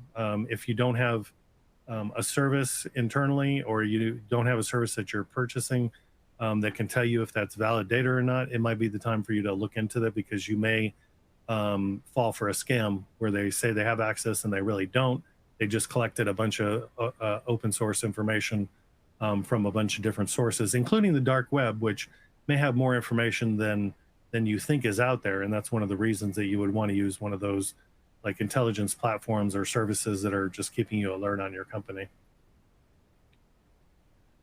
So raccoons, there's Redline, there's Raccoon, there's a whole bunch of these info cloud stealer tools. Raccoon Stealer has been around for a while, so has Redline. You can find quite a bit about them on exploit.in, which is a forum that's still up as far as I know. But they're selling the data, and it's actually relatively cheap. And this is where you can find out if your company or information about you has been breached or has been leaked. You can do a search with Google looking for premium accounts, and that's how you end up finding some of this stuff. Like I mentioned, if you're going to set up a Facebook and a LinkedIn and Twitter account, they're all going to check to see if the information that you're providing is information that is part of like proxies, VPNs, or phone numbers that have been reused. One way to get around that is to purchase a more commercial service like this Bright Data one, but it's hundreds of dollars a month. So is instant proxies and high proxies. These three services are very expensive, but they're heavily used by researchers and law enforcement. If you're looking for like channels on Telegram, I'm showing Telegram here on the left-hand side. You can go to telegramindex.com and it'll give you a list of channels so that you can do some searches to try to find like the specific data that you're looking for, whether it's in this case on the left-hand side showing a bunch of credit card data, or if you're looking for like breach data or account information or stuff like that, you can find it there. There's also tgstat.ru, which is a Russian site that also collects information off of Telegram, and they also have one for Discord too. I don't remember the exact address of it, but you can go there and see what they're collecting as well. It's going to be different. They'll be different from the one that's above that one, the Telegram index. So OSINT for good, if you're doing OSINT on the dark web and dealing with fraud or cartels or criminal organizations, you're going to be part of a group of people that is in a very low percentage, like under 3% of all investigators might be involved in this type of activity. And therefore, protecting your identity is important. And that's the reason that I bring a lot of this up on how you can protect yourself. And one of the reasons I recommend that you don't just jump out on the dark web and start browsing. So those are some of the services you can use to help. You can also, there's other forums like Parler. I mean, any social media platform basically becomes a good source for you to be able to collect OSINT. So Hunchly, I'm going to show you Hunchly here in a minute. I think we do need to take a break, so we'll take a quick break, a 10-minute break. And when we come back, we're going to get into Hunchly and some dark searches and building cases and stuff like that. So come back in 10 minutes and we'll see you here.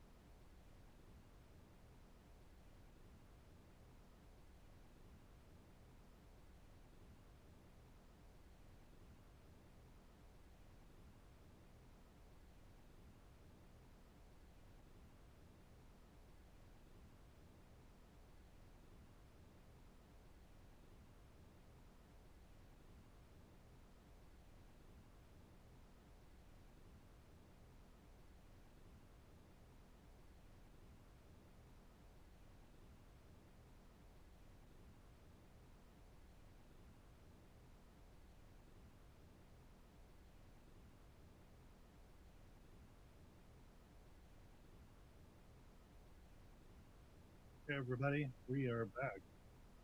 I am refreshing my browser to make sure that like nothing's messed up, including the sound. Hopefully, everybody can hear me okay. Someone asked a question about if you're working in this kind of stuff, how do you deal with all the horrible things that you're going to see?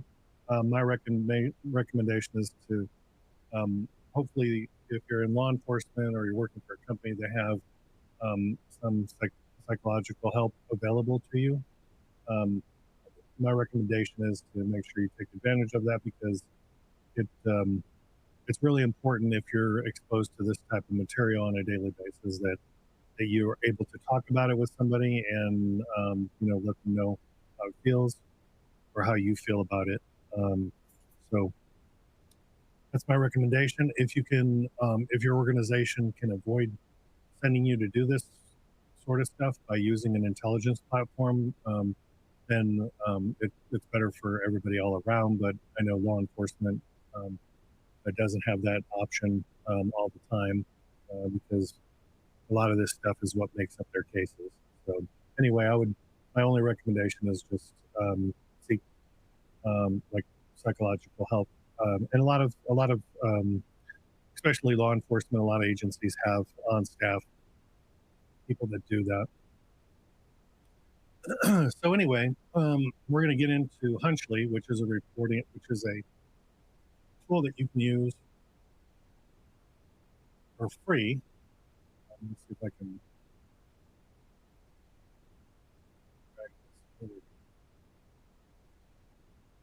Right. So if you go to Hunchly, there is a Hunchly dark dark web investigation guide available to set it up.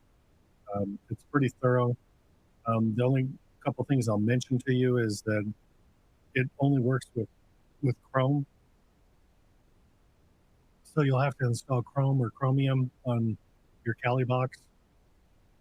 The instructions for doing that are also in the lab guide. Let me see if I can. So they go through the whole thing, like basically starting out installing Tor, setting up virtual machines, and then installing, you know, the system is a VM like Linux in this case. They're showing you how to install it. And then basically getting into the investigation and stuff. So I'm going to actually show you what it looks like in real life.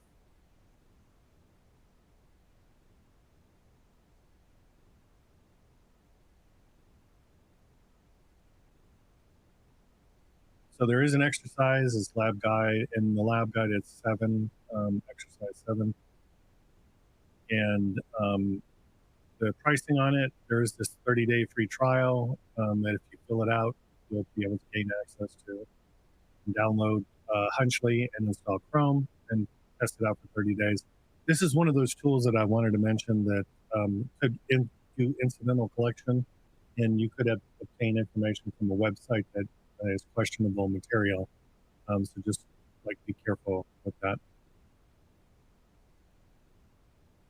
So after you get everything installed, you're going to end up with a hunchly.deb file. You can download and install Chrome. When you launch Chrome, you're going to have to launch it in. You're going to get a plugin for Hunchly as well. This Hunchly 2.0 plugin, you're going to need it. You're going to launch Chrome in a sandbox after you do the installation. You'll do the complete install of the balance of the material.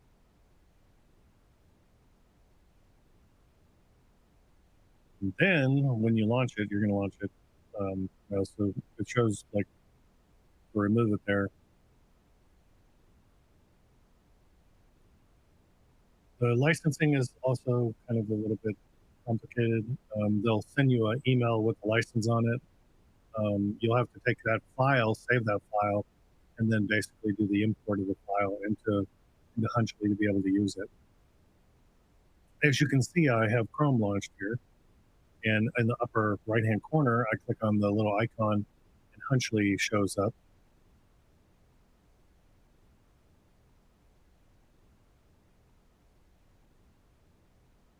And then I can click on dashboard and it'll actually take me to the Hunchley dashboard. And this is what the Hunchley dashboard looks like. Hunchley does integrate with Meltigo, so you can use Hunchley to collect information and then tie it into Meltigo, and Meltigo will take it a step further and be able to allow you to do some attribution. So Wannix is good for browsing on the surface web, in the deep web, and the dark web. It's a good distribution just to have if you're going about on other people's computers, like if you're staying someplace for vacation or whatever, and you're going to use the lobby computer, you could use that.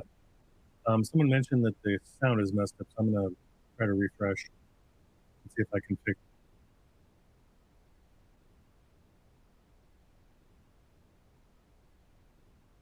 Okay, is that better? Hi, Joseph. Seems like the volume is low again. Maybe can you try and adjust that? The volume is low. How's that? Yeah, that sounds better. Okay. Yeah. Thank you. Sorry about that.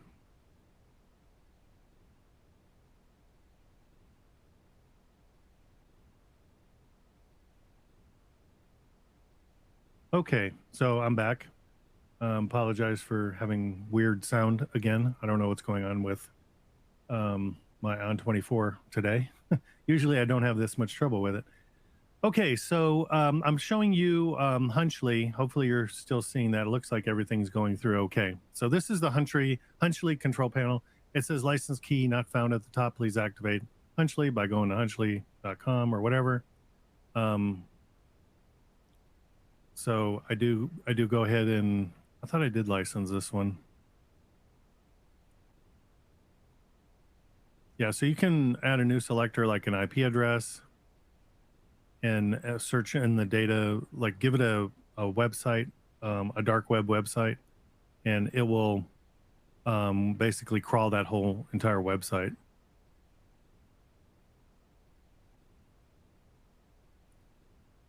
So if you want to do the Hunchley activity, I would suggest doing it on your own time because it is quite intensive and you're going to spend a lot of time on it. So just wait till after the class and do it on your own.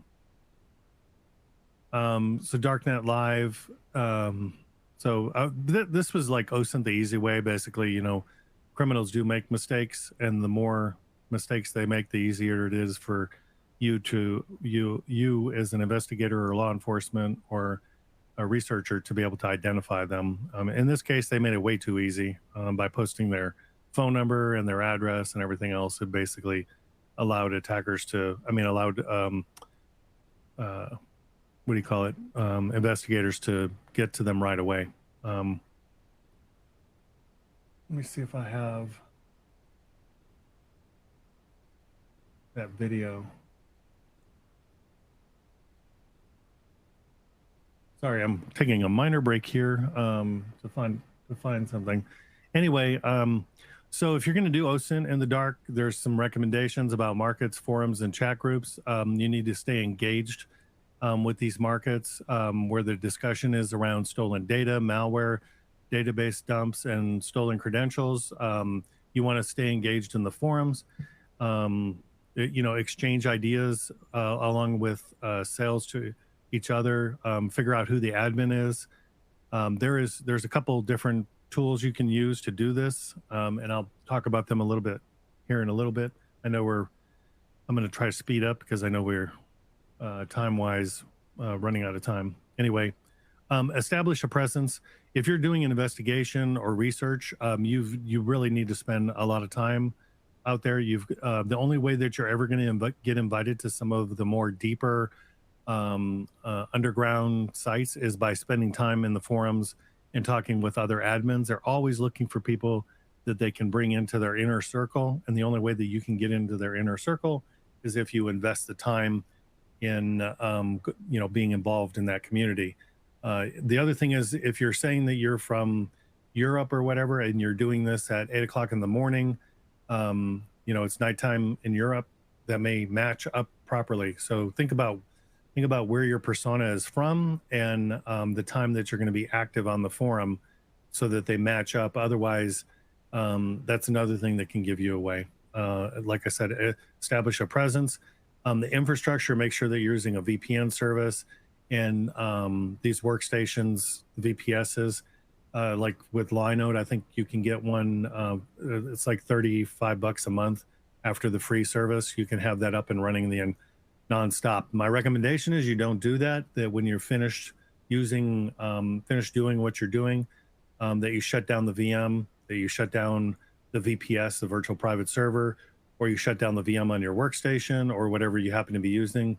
That when you're done for the day, that you shut everything down. You don't want to leave this stuff up and running. Also, there's a blockchain DNS that you need to become familiar with. And then I mentioned that, like, infrastructure wise, the Russian dark web sites, or dark net type sites, like to use the TLD of SU. So that's another good way of locating those. And then the other thing is, you're going to have to do a lot of research, and spend time on the different platforms, and learn who the common and popular users are, and befriend them and stay in contact with them. Try to keep things positive, and don't post real opinions. There are a bunch of different crime search engines like Darkfail. That they have quite a bit of material on them. If you're trying to find someone's phone number, this is another lab exercise you can do. Phone and Foga seems to do a pretty good job of at least telling you where it's from, and narrowing it down to a provider and country and city. So it's helpful. So additional tools, like I mentioned, Hunchly, which we just showed you. There's also Torbot, which I showed you, Fresh Onions, Tor Crawler. Some of these are tools like Onion Nmap is a separate tool besides Nmap that you can use. Onion Scan, we talked about. Onion Off, another tool for doing searching. And then Onion Ingester is one by Daniel Lepere. This is actually a pretty cool tool. I'm hoping that it's still maintained. I haven't used it in a couple months, but it allows you to, like, collect a whole bunch of onion sites, and then you can feed them into something like Torbot, and basically go search all of them for yourself. So Hunchly was designed by Justin's sites, and the other thing that they provide is a email. So if you sign up for their email, you'll get a list of new onion sites that have appeared, and forums and stuff like that. So being able to obtain reliable dark web search material is difficult, and you have to kind of use every resource that's available at the time. As forums become more popular and actually make it on the news, like the Breach forum did, by that time, they're not allowing people to join. They have memberships on hold sometimes. The other thing that they're doing, like I mentioned, is they're charging a couple $100 for you to become a member of the forum now. And then they're using a lot of pornography images for the CAPTCHAs and the verification pages, assuming that, and I think they're doing that because they're assuming that if you're doing this research at work, people are going to see a lot of questionable images on their on your computer, and think less of you or whatever. So that's kind of, I think, one of the reasons that they're using a lot of that weird stuff. Torbot, like I mentioned before, has a lot of features, including it has a built-in onion crawler. It will provide you additional information on the web page, the title, and some information in the hidden materials on the web page as well. It'll save all the links to a database where you can review them later. It'll also parse out all of the email addresses from and provide you all the different sites. and it'll save it to a JSON file if you want to.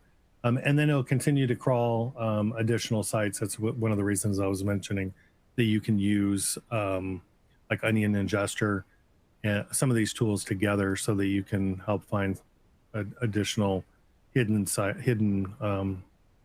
on the dark web. An OSINT investigators collection analysis all must be done, you know, on the dark web, unless you're using a platform service that already is providing that for you. H-Indexer will provide you a list of onion sites, including like the language, but you have to provide seed websites for these to be able to for them to start. And while you might think, well, I'll just use a Maya actually has an export capability where you can obtain all of the sites that are listed on it. So you don't actually have to like scrape it. You can just give it the link and it'll pull the list down of the sites. But again, remember, a lot of that stuff's the search results are being manipulated, and a lot of these attackers and forum owners are just dumping tons and tons and tons of creating, thousands of website links for, for the version 3 addressing, and then just basically registering that it's basically the same server, just with a whole bunch of hundreds of the same or hundreds of different addresses. So something to think about as well, because you could end up spending hours and hours and really not get anywhere. So information slippage comes down to a couple different components that we talked about before, like selectors such as, and we call them attributable markers, like username, user IDs that they're using, PGP keys, crypto addresses, cryptocurrency, wallet IDs, email addresses, social media, nicknames, and other material that they use, like wording, phrasing, and punctuation. All of that can help you do attribution to a specific person. I previously showed you Hunchly. What I wanted to show you here is that you can do a search of a site and it'll come back and provide you some email addresses. In this case, it provided an email address that then later we tied it into Maltego, and then Maltego was able to do a cross-reference of the surface web. So between the dark web and the surface web, we were able to obtain information on that specific person, and within 45 minutes to an hour, we actually had complete details on that specific person. There are some sites that will be helpful for you to use, like DNS Stat will provide you. This is the one that will tell you if the site's up or down, but don't always believe that the site is up or down. Still try them yourself. A lot of the underground forum sites are now using CAPTCHAs, like I mentioned, some of them with questionable material, but all of them are using this DDoS protection capability. So, and you're only given a certain amount of time. Like when I was walking you through earlier, going to a website, and you saw this little man walking, and then immediately it popped up like some weird letters that I had to enter. That's pretty much becoming pretty standard now. So the other thing is, a lot of these forums are now requiring that you have a PHP signature, and that you deposit a dollar amount of money. As I mentioned, as you can see on the right hand side, like World Markets does require you have your own PHP key. Otherwise you're not going to be able to buy anything. You also have to deposit as well. It has to be tied to the same address as well. They look at all that stuff. And then they do recommend, like I'm logged in here. You can see I scratched out my name just so you can see, but basically when you're logged in, it will welcome you, and then you can kind of do your searches, and it'll tell you how long you've been there and how much money you have and all the rest of that stuff on your profile. As with any cart system or any for sale type system, in this case I'm talking specifically about vendor carts. There's web application bugs in everything, from the surface web to the dark web. In this case, I basically added something to a cart. I was like going through the cart, I was putting in like some questionable material. I was putting in some questionable searches and stuff just to see what I can get. Eventually, I made it basically drop out and provide me all the information to the controllers. Within this information, basically provided me all the details on the surface web, and I got the IP address and everything else. So, um, you know, basically, you don't have to like I was doing not doing really any hacking. I was just basically browsing the website, and it was basically giving me all this information. So there are bugs in popular web servers, carts, like I just showed you, and web applications. And there are, a lot of different ways to basically do remote code execution or RCE on them. I'm not recommending that you do any of that unless you're law enforcement and you have what's known as an OIA or something like that to be able to access it or do or attack any of these sites. Just remember that just because the site's on the dark web doesn't mean that it's an illegal site, which does not give you permission to attack it or do anything bad to it, even if you disagree with them or their politics. We did go through a little bit of Torbot. This actually will show you how to do Torbot within basically a Docker version, which is ideal for being able to, launch several of them and have them all doing different crawlings of different locations and different seeds. You're going to need a seed site to basically get started.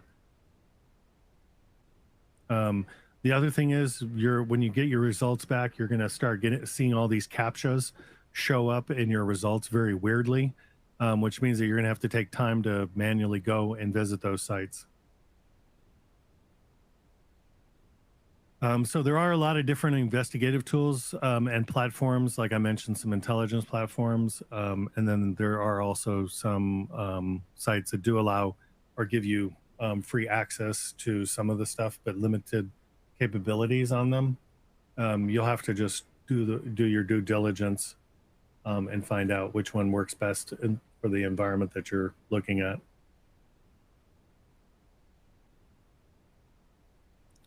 In this case, I was testing a service with this case software that they had built in, and has a paid capability, but I was able to basically use it to search and found a drug dealer that was in New York and was within 15 minutes basically was able to identify from their surface activity and their dark web activity. I was able to identify who they were and what they were doing.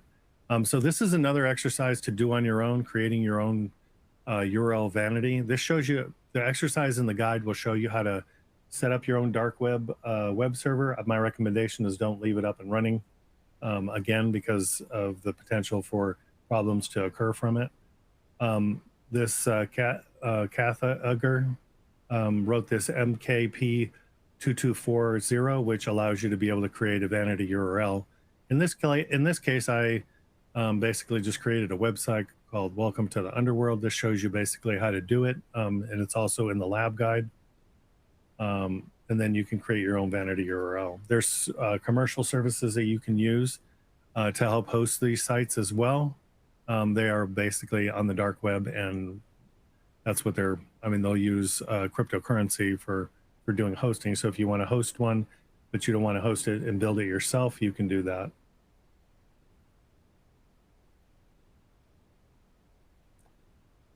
Yeah, someone mentioned Wonix. I did want to mention that, yeah, Wonix is a good tool for browsing. So I2P, I'm not going to spend a whole lot of time getting into I2P other than to let you know that it's similar to onion routing that we talked about earlier, but it uses what's known as garlic routing. So it basically splits off things in smaller chunks than what you saw with using Tor. So a little bit different on the way that the routing works for it. Like I said, the technical details are in the guide for you to review as well. The biggest advantage of the garlic technique is that it's peer-to-peer friendly. Someone asked about using a particular platform for that. In since it's peer to peer, it's able to use um, the IFS, which is the interplanetary file system. I think I2P is the only one that I know of that uses that. So hopefully that answered your question on that.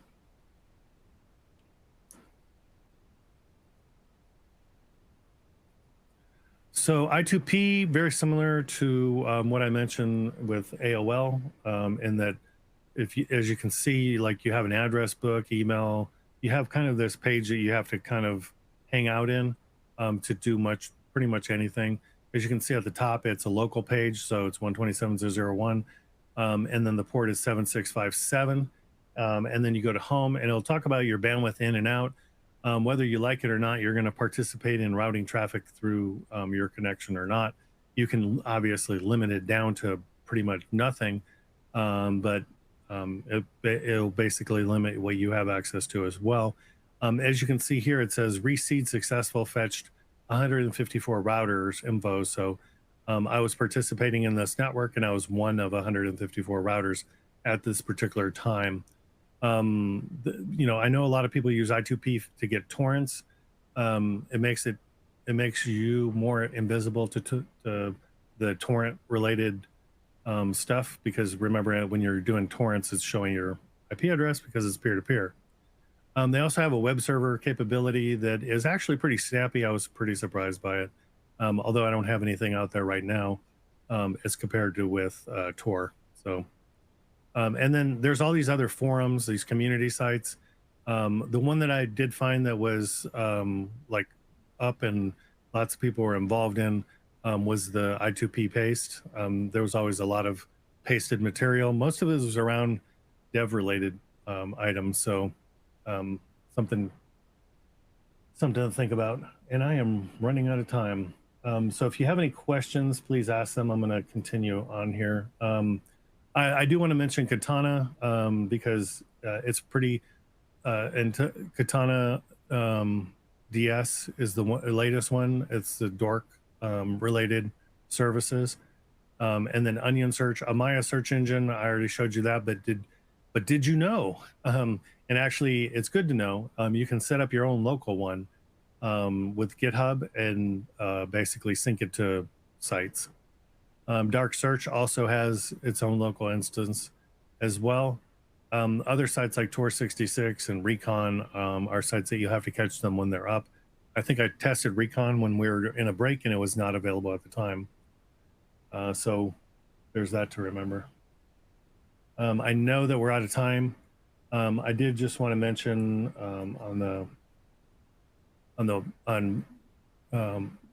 going to darkweb.sh. You can go through the Tor browser, or you can go any way you want to with a regular browser. If you go to class platform, remember it's going to ask you for a password. Password's breached. Once you get in, you're going to see resources, installation setup, social media, messaging, search engines. So this is where it'll be, helpful for you to be able to have this, to be able to search like with using Onionland or Amaya.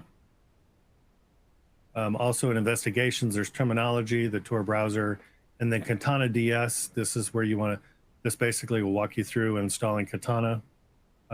It's also in the lab guide if you want to access that. Breach data, I put quite a bit of time into this. This will show the different companies that or different actors that are out there.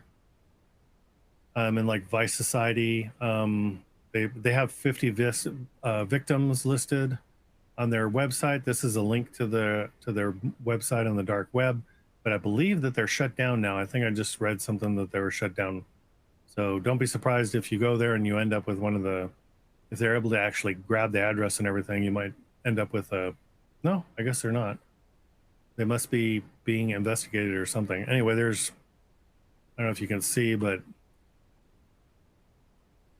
it's interesting. Before they used to, before this, it didn't say for victims. It said, oh, our partners. Yeah. So they used to call their victims partners.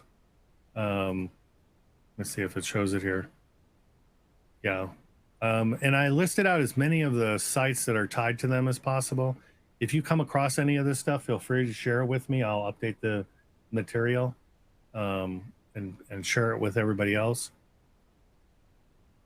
And then so if there's a threat actor, I listed like the top 40 or so, 30 or 40 that are active right now. As they like Hive Leaks, I know is now closed. As they close out or whatever, I'll make sure that we will list them here. So I think that's it for the material.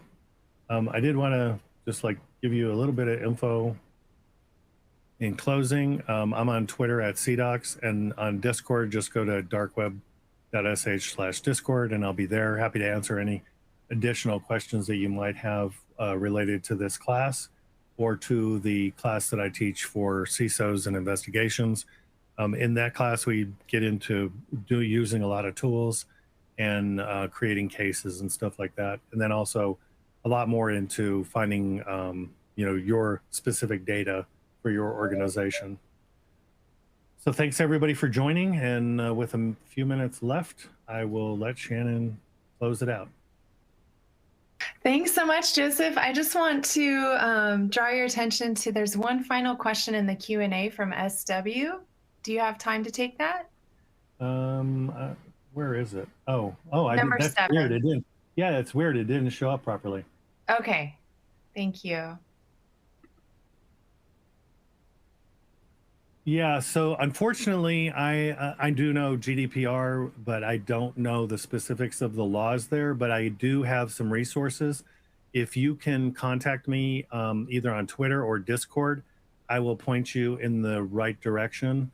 Obviously, they're going to be tied to GCHQ. I do have contacts there. If you're involved with law enforcement or any other way, I can definitely provide that to you as well. So thanks everybody for joining. The questions about for specific country in the UK. Yeah, so again, if you have specific questions, especially about the UK or the EU, contact me separately and I'll get you that information. It's a little bit more complex than the US.